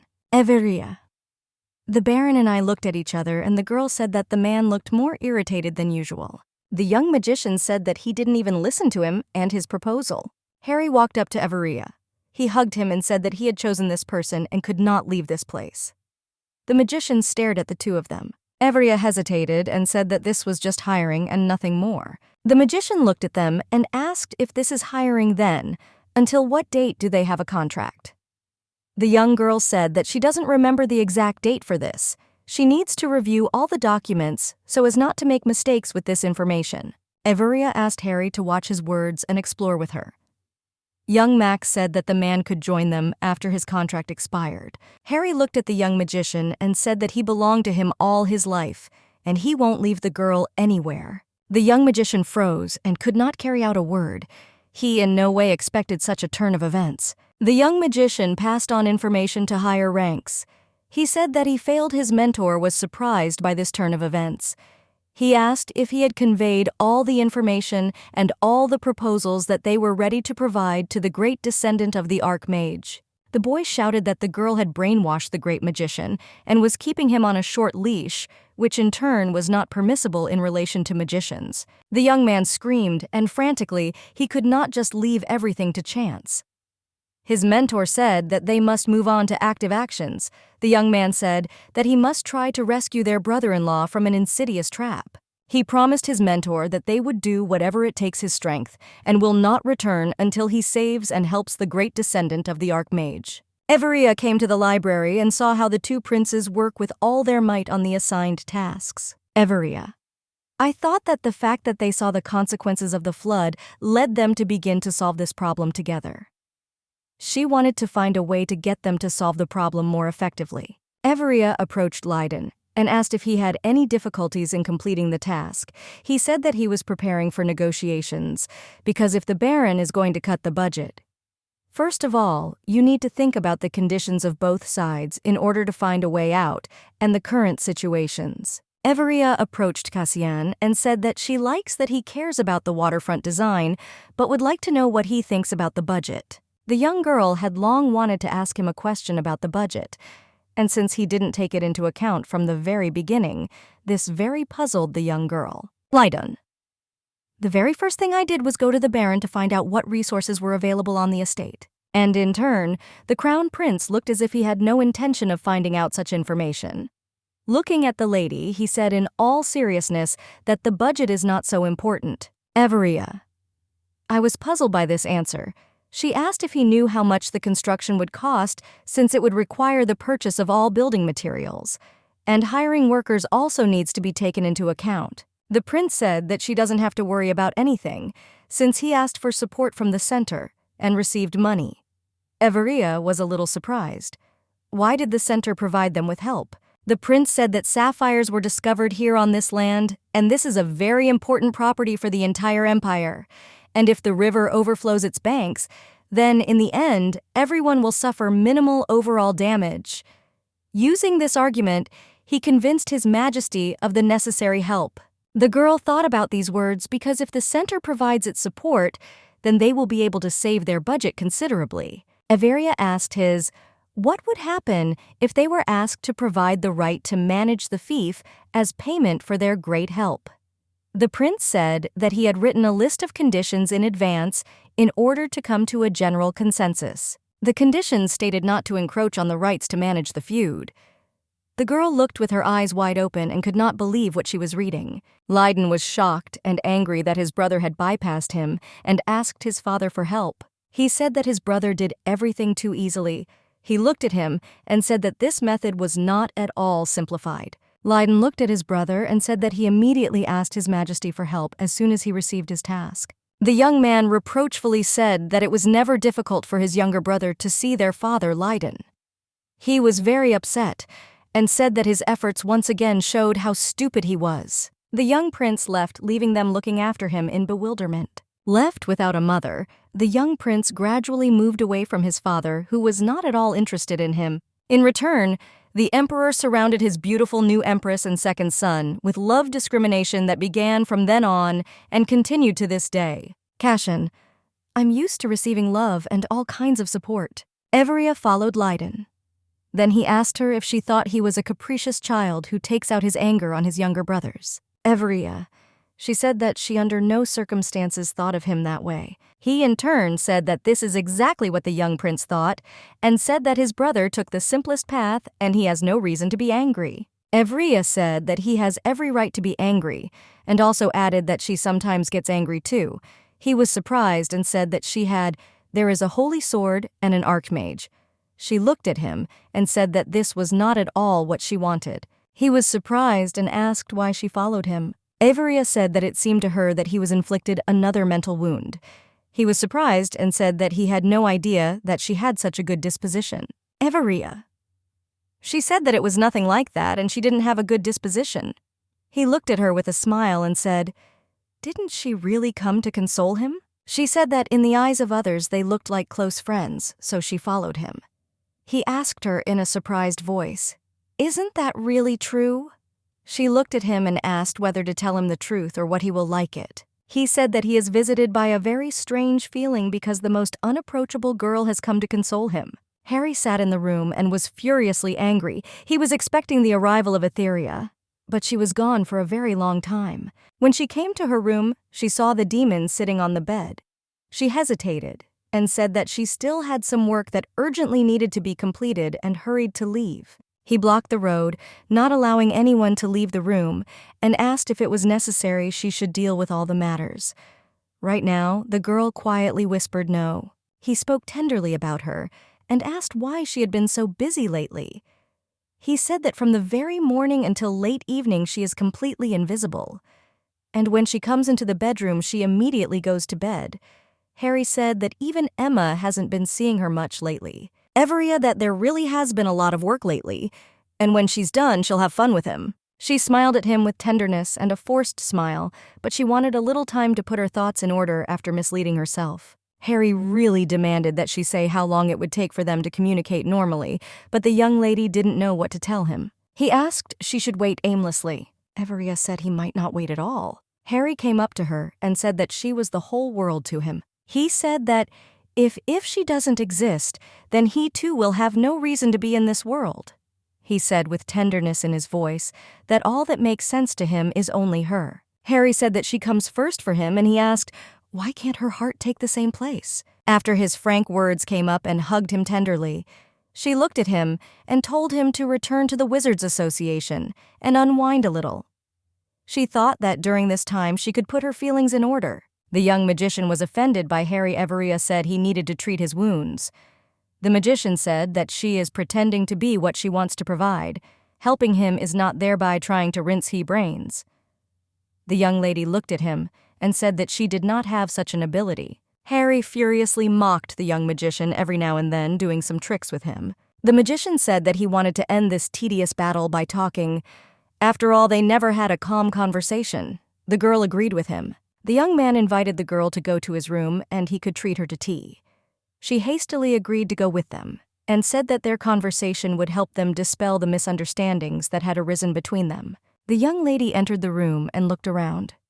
She said that she had the feeling that a real magician's office had appeared in the castle. Young Max said that thanks to her he could live in the castle with all the amenities and thanked her for such a welcome. The young lady looked at all the objects and frantically asked what they were for. He hurriedly told what was what. She was amazed and said that he was magnificent because he had done a lot of things.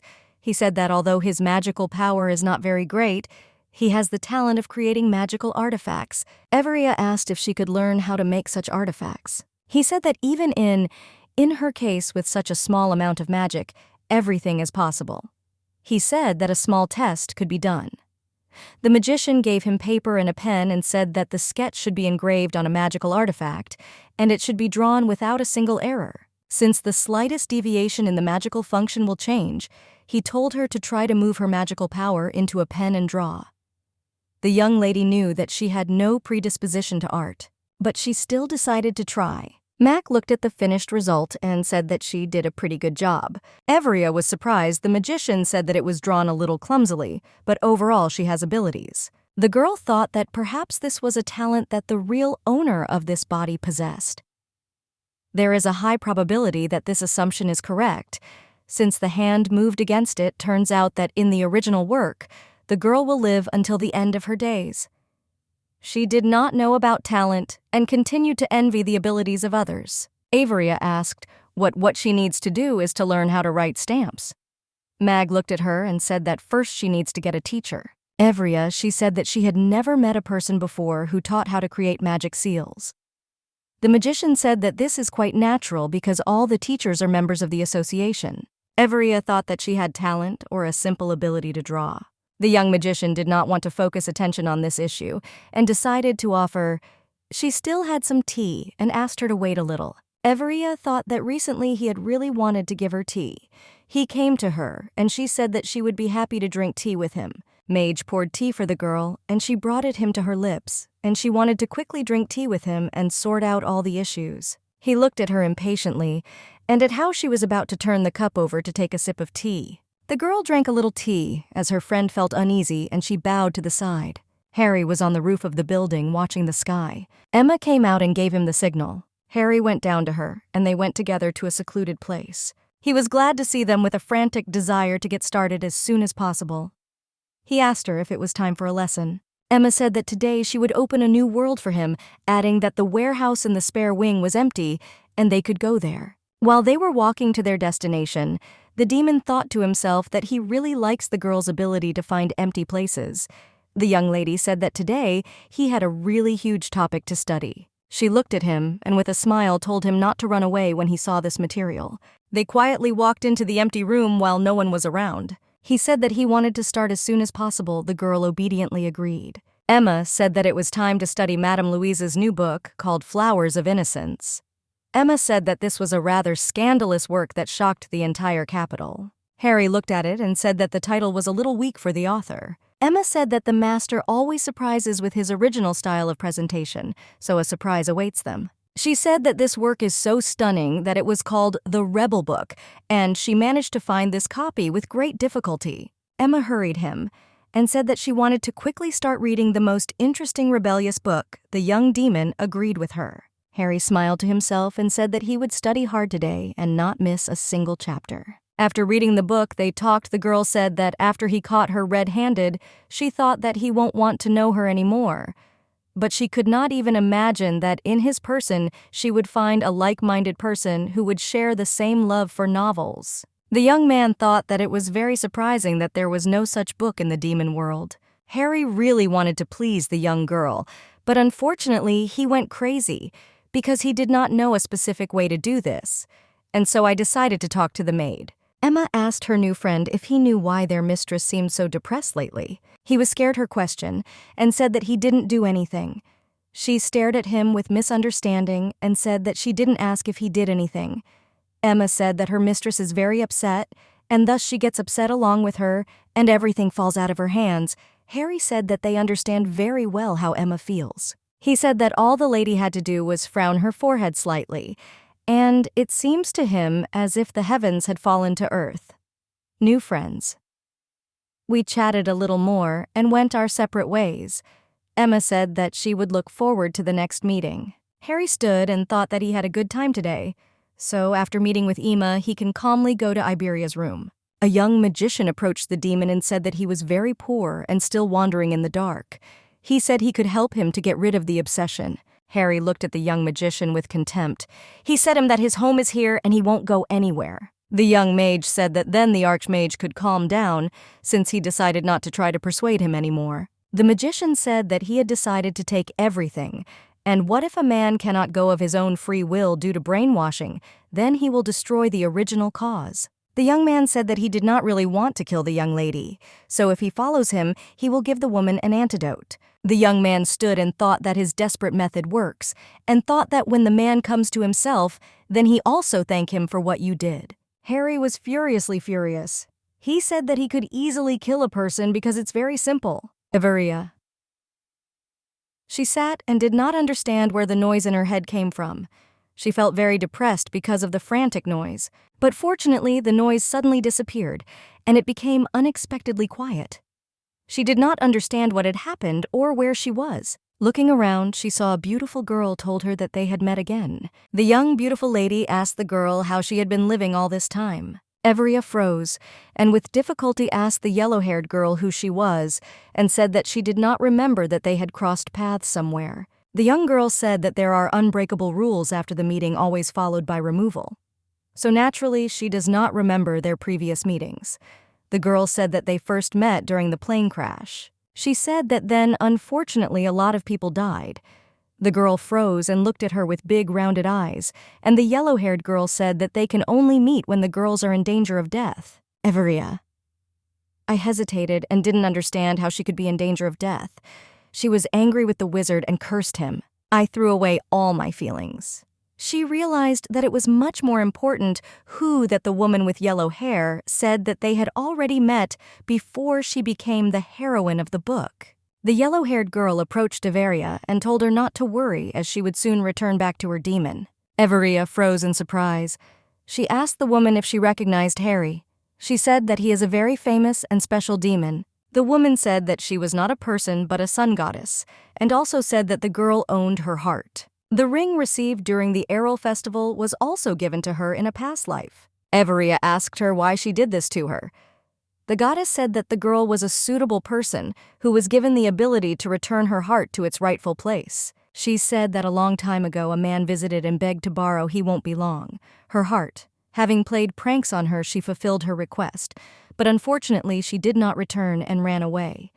Far, far away, losing her heart and strength, the goddess could only follow her trail, so she found another way. The goddess said that she called her representative into this world who would find her heart. The goddess told Avery that this was not a world at all. There was another real world inside the book. Evaria recalled that ill-fated moment when she was getting ready for a business trip. Then she took the book with her and furiously studied her. Evaria asked where she got her ring, because she had never bought it or received a gift. The goddess said that she had given her piece in advance so that she would not be too shocked, and subsequently put the information in the form of a novel for easy reading. They just started chatting when suddenly the goddess said that their time had come to an end. She said that when the girl returns back to the world, she will completely forget about their conversation, since the restrictions imposed by the goddess are still in effect. Evaria was shocked and asked how she was going to get her heart back. The goddess told the girl that she doesn't have to worry and can just calmly follow her chosen path. Averia woke up in the room on the bed. Next to her, she saw her beloved demon, who gently held her hand and asked if everything was okay with her. Averia said that she drank tea with a very wonderful aroma. Harry looked at her and said that little Mac added poison to it. Harry said that he managed to get the antidote, albeit with a slight delay, since the young magician realized his irreparable mistake. Averia, she looked at the body that was lying in the corner and asked if the magician was dead. The man said that no, because she herself said that he should not kill people, he would just help a little to understand what he had done wrong. Averia told the man to first call the doctor and ask her what was hurting her. She said he shouldn't worry, she's fine. The doctor came and examined the young magician. The girl asked how long it would take for a full recovery. The doctor said that he will at least have to stay in bed for 1 month. I realized that if he doesn't get in touch for a whole month, the Association of Wizards will suspect something is wrong. She asked the doctor if the young boy could talk. The doctor said that most likely he would come to his senses in a week. The man asked the girl what happened to the young boy. He wanted to know what kind of beast attacked him. The girl asked him to keep what happened to the wizards a secret. He said that he would remain silent and would not tell anyone anything. Harry asked Averia why she decided to cure the young wizard, because he was going to deal with her. Averia said that she couldn't let the other party look like a victim, so she couldn't let him die. But the man said that the blame lay entirely with him, so that she need not worry. Averia, she said that she didn't want to give another reason for nagging, and she needs to avoid annoying people. Harry followed Averia everywhere. She screamed for him to stop following her. Averia knew that he was now behaving the same way as after the kidnapping incident, and would again work in overprotective mode, and she'll just have to come to terms with it. Averia saw that the young magician Gerald had woken up. She set him so that he would calm down, and the heir to the Archmage would not go into the room unless of course he behaves inappropriately, but he was very scared. Averia, I asked him if he understood after everything that happened that there was no brainwashing. She asked him to pack his things and go to the Wizards Association. He said that he would quickly pack everything and leave the castle immediately. He also promised that he would explain everything to the Wizards Association. Averia said that he doesn't have to torture himself like that, and he can stay in the castle until he fully recovers. The little youth was furiously napugoan with such a proposal. He will return back and finish his treatment in the tower. He wanted to get up and leave, but fell to the floor. The young girl thought that she had another headache. He told her whole story. She asked him what would happen to him if he breaks this promise. Through the pain, he said that he could lose all his strength. Averia knew that if it had been some kind of trivial issue, she would have offered to ignore everything and leave.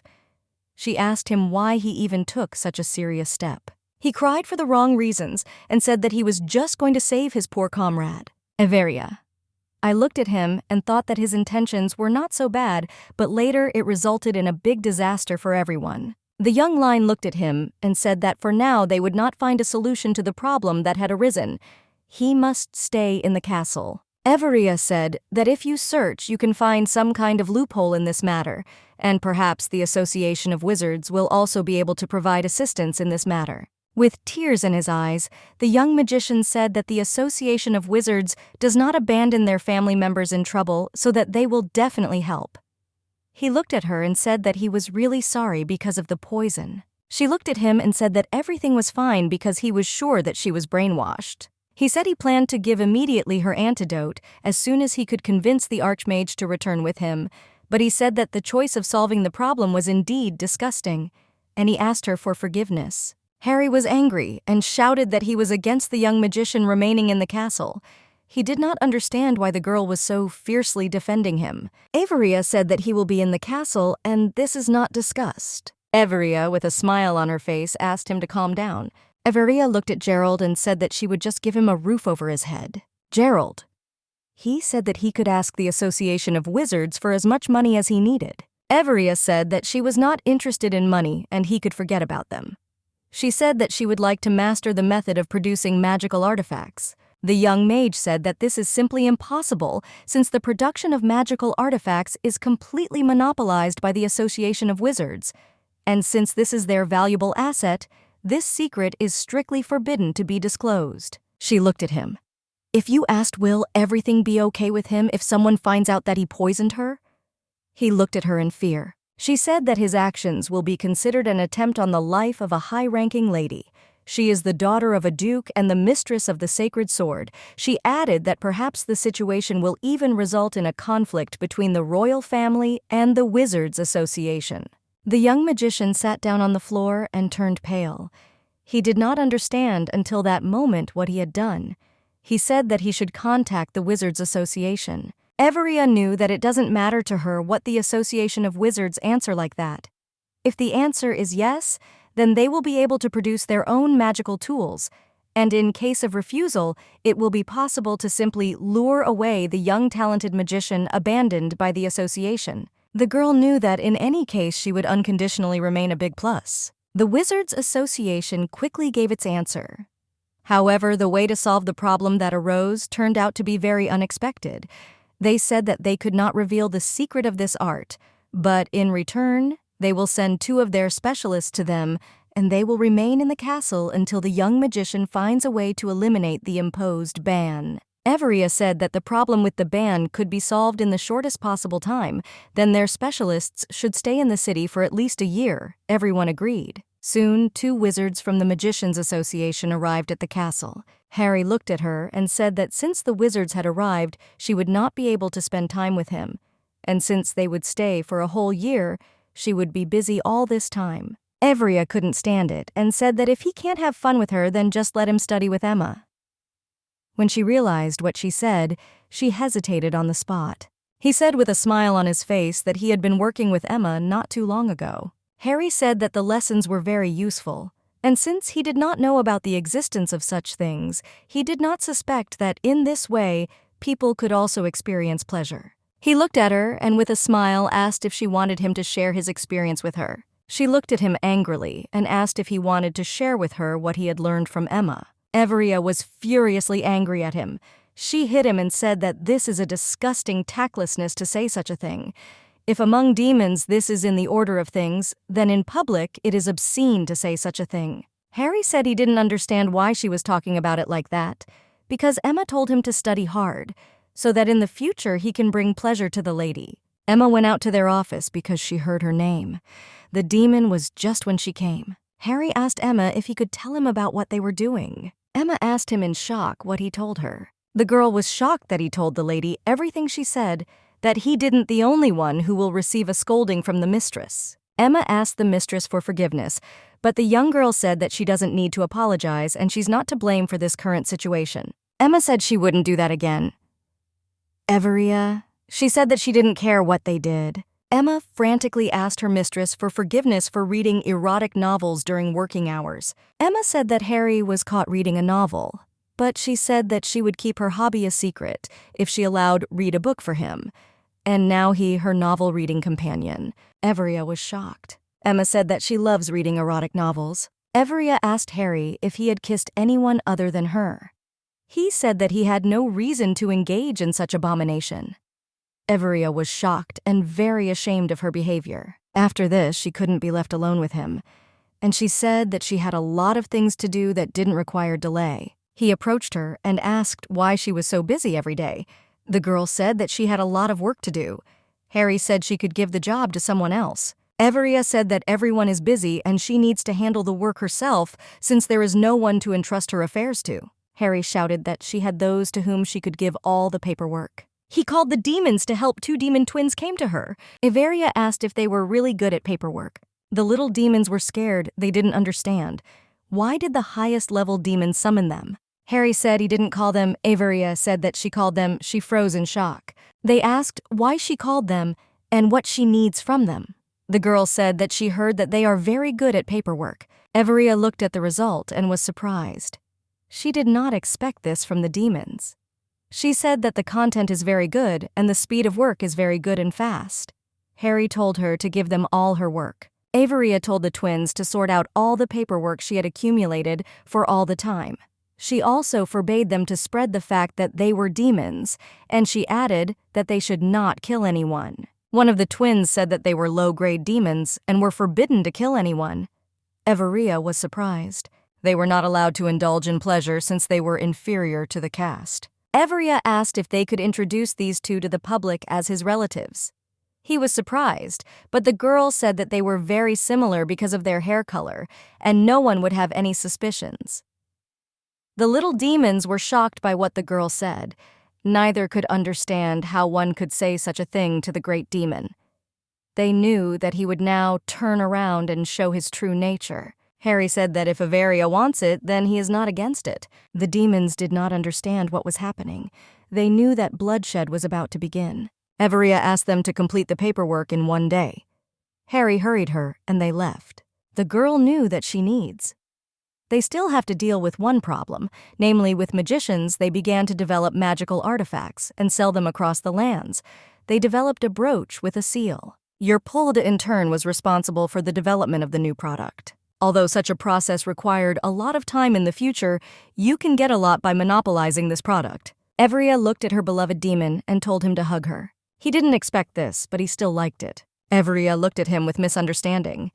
She was very surprised by his reaction to her proposal. A little earlier, Harry threw a tantrum. He said she should spend time with him. Averia said that she could not do anything. She had several tasks left that needed to be solved. Averia said that this is the last thing she will do today. Harry offered to help her so that she could finish quickly. She asked what magical artifacts he would like to have with him. He looked at her and said that he would like to have such a magical artifact that would help get rid of her work. He said he wanted to have an artifact that showed her whereabouts. Averia liked his idea. She asked him to continue talking. He told her his ideas, and she in turn frantically wrote down all the information. She finished writing. Averia said that his stories about objects of the demonic world helped her a lot. Harry asked the girl if she had finished all her work. Averia said she was finally done. He picked her up and carried her into the room. Harry asked the girl if he could now do whatever he wanted with her. Averia said he could do anything. He laid her on his lap and said that he should take care of her. She looked at him and realized that she had to thank him for his long wait. She confused him with her intense gaze. He covered her eyes with his hands and told her not to look at him like that. He moved closer to her and asked her not to move. He kissed her with all tenderness. Averia was shocked and could not utter a word. She didn't expect this from him. Averia thought that he was a master kisser, and she wondered what kind of novels he was reading. She thought that she should be angry with him for kissing his mistress without permission. Averia quickly turned to face him. He froze, not understanding what she would do. The girl kissed him with all her tenderness and passion. Harry didn't understand how anyone could move so unexpectedly. Averia said he didn't stop her himself. She looked at him and said that if he wanted to kiss her so badly, he could have just said so. Harry said that the kiss happened spontaneously. Initially, he wanted to lull her to sleep. Averia was surprised Harry said that lately he hasn't been able to sleep with her while in human form. Averia said they could sleep together during the day. He was surprised.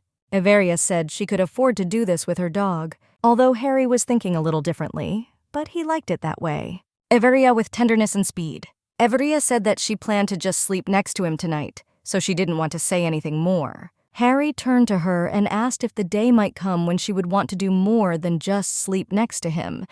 Averia said that perhaps such a day would come. To celebrate, he hugged her tightly. Averia said she couldn't breathe. He kissed her tenderly and wished her a good night's sleep. Averia received a request for help from the royal family. Baron said that they wanted the girl to help them eliminate and pacify the trolls in the western border forest.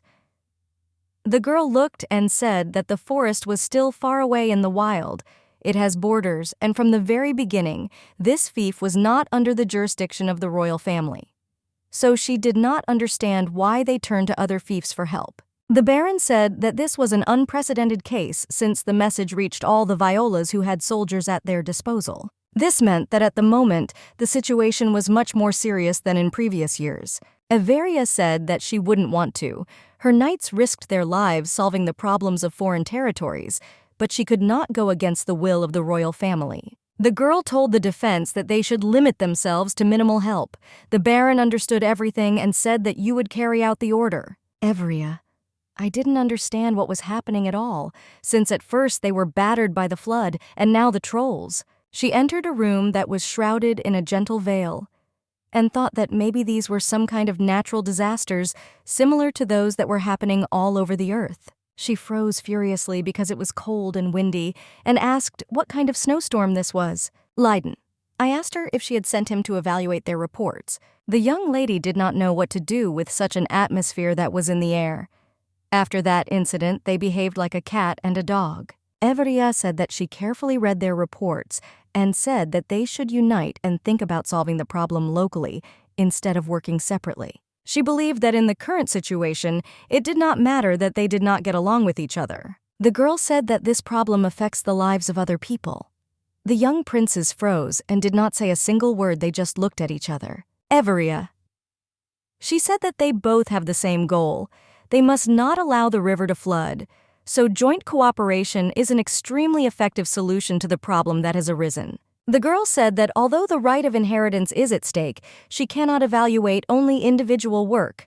She wanted to evaluate their group task. But if the inhabitants of the feud, on the contrary, suffer because of the rivalry between them, then they can bear full responsibility for this. Leiden remained silent in response to her long speech.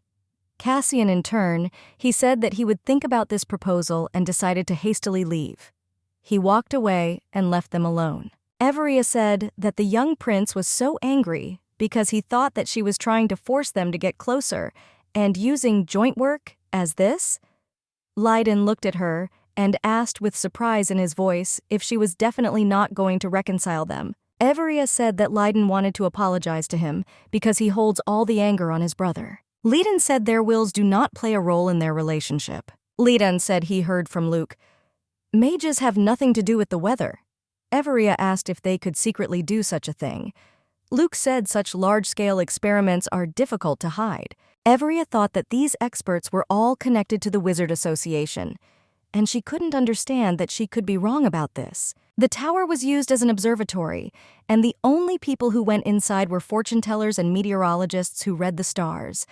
But lately, wizards have been visiting the tower more and more often. Everia thought maybe she should personally visit the tower and carefully examine everything. Leiden said that whoever is trying to sow enmity between the company that once supplied them with firewood and heirloom sought to carefully hide his true identity. Everia was shocked and did not understand who benefited from their enmity. She realized that he knew who was trying to hide from sight. But I realized that Leiden could not speak openly since the person was of high-ranking blood. Everia did not know whether the king or the queen was involved in this. Leiden looked at her and said that she was very smart. Everia said that he gave too obvious a clue. Leiden said the queen gave the order. Everia didn't understand why she was doing this to her. She didn't do anything to her, and especially since the girl was never at enmity with her. Everia thought that she might be hostile towards her because the girl broke off her engagement and disrupted her plans to unite with her family. Leiden said the queen was haunted by their relationship. Everia froze and did not understand what he was even talking about. The girl knew that they had nothing in common except friendship and work. Leiden said the queen thought they could announce their engagement to everyone at any time. Everia couldn't believe his words, but she said that there was nothing special if she married her ex-fiancé's older brother. He laughed furiously, and he said that this is the main problem. Everia said that the queen had miscalculated. She said they have a pretty good relationship. Leiden supported her opinion, saying that he believed the same. Everia told the Baron that she must go to the Tower of Roussel. He looked at her with wide eyes and asked why she needed to go there. Everia said that she had heard rumors that wizards had become frequent guests there recently, and in her opinion it looked very suspicious. The Baron said it was too dangerous to go there in person. Everia was surprised by the fact that the Baron was worried about her safety. She said she was deeply touched. The Baron said that if something happens to her, then there will be no one else to cope with the pile of work. Everia took only 10 people with her, from the Knight's Own Cavalry and my beloved demon. Everia did not want to take Sir Lionel. Baron said that he had first place in all categories because he has 100% skill. Everia was shocked, but she still agreed with the list of applicants, and she said that as soon as they lead the detachment, she will set off. Emma came and said that the ordered gifts were ready. The Baron was surprised. He asked if the lady was going to give gifts to the knights who were going on a campaign. He looked carefully and said that at first glance it was a sword pendant. Emma said that the pendants have a spell that allows them to keep the sword clean and tidy. The Baron looked and said that only their mistress could make a practical thing out of the pendant. Emma was shocked by the idea, as she really liked the idea. On the day of departure on the hike, the girl gave them gifts, and they were not overjoyed. Everia could not even imagine that there would be such a reaction. The more the lady spoke, the more excited the knights became their wives, and even at some point there was a slight commotion. Evria saw them off. As they flew away, they shouted that they would do a great deed and give all the laurels to their mistress. Evria said with a smile that she did not need any laurels. Evria said with relief that they could now prepare for their trip. Harry was heartbroken. He shouted after him that the girl couldn't just leave, and it was no wonder why he was so sad. Evria asked what happened to him. He extended his hands to her and asked why she did not give him a gift. Evria approached him and tenderly said that she had prepared the pendants since they were going on a hike. Harry said he wanted her to give him something too. After all, he himself is a distant part of his soul. Evria apologized to him and said that she had nothing to give him. She asked the demon whether such a trinket had any significance. He said it meant something to the knights. Evria said that he does not matter to her since he is the only one who can hold her hand and sleep in the same bed. Evria kissed him, thereby making it clear that he was very important to her in the whole world. She asked if he felt left out after everything. Harry said he was happy with everything. Evria thought that after all it would be better if she prepared some kind of gift for him. Evria asked when his birthday was. Evria said he gave her a birthday present, so she wants to do the same. He said it was his birthday tomorrow. Evria was shocked, and she asked again several times. He admitted that his birthday is on the first day of winter. Evria was happy and thought that she still had a lot of time to prepare a good gift. They arrived at the wizard's tower on a wyvern. Evria admired the tower. She was truly beautiful and very tall. Everyone was shocked that they arrived on such a monster. But Evria calmed them down and said that they had nothing to fear at all. She fed her friend. Evria told her pet to fly close for a bit, and she would call her too. The wizards looked at them, and after some reflection they realized who was in front of them. Evria looked at all the steps that led to the very top, and was afraid that she had such a long way to go. He took her in his arms. Evria was frightened and asked to be warned about such actions in the future. Harry just smiled and said that she needed to fight hard. They will be able to rise in an instant. Having risen, Evria recalled that along the way she did not see a single wizard. She thought that they might leave since they heard that she had arrived at the tower. Evria asked Harry that there was only one crystal at the top. Jupiter said that this is the heart of the sun. The sun god who created the world maintained the balance of the continent, broke his heart into 5 parts, and placing them throughout the continent, one of such places became the tower. Evria came closer and asked what the minimum distance was to be near such a powerful stone. They came close and didn't understand. Why does powerful stone protection not work? Harry pushed the stone, breaking it his. The girl screamed furiously that he had gone crazy. She asked why he broke the stone, and she did not understand not to redo it. But Har, even in a calm voice, said that it was only a fake copy of the stone. The demon said that a real stone would not just break. Evria couldn't believe it, and wondered where the real stone was. She knew that someone had stolen the stone on purpose. Evria realized that all their troubles recently were not just a coincidence. She knew that everything was connected, and I was afraid that things could only get worse. Evria told Harry that they urgently needed to go to the Wizards Association. The girl knew that the association did not have a single person they could trust. Therefore, they needed them to go out into the open. They landed, and the wyvern slammed its tail furiously onto the ground. Harry said that's what he usually does, and he said that she seemed to say herself that one should avoid conflict situations and not look for adventures. Efire said that they were here precisely to force a fight because it was because of the wizards that many people suffered. And besides, this was not the only offense of the association. Harry looked at her and said with a smile that he liked it when she appeared before him in such a wild way. The wizards ran up and saw who was in front of them. They introduced themselves in all their glory. The head of the association, the wizard, said that the owner of the holy ball decided to boldly and energetically knock on their doors. However, if she had calmly entered through the main gate, they would have greeted them with triumph. Everia said that she had bad memories of being in the wizard's territory, and so she thought it would be better this way. Everia said that she recently visited the Russell Tower, and there she saw a magnificent painting.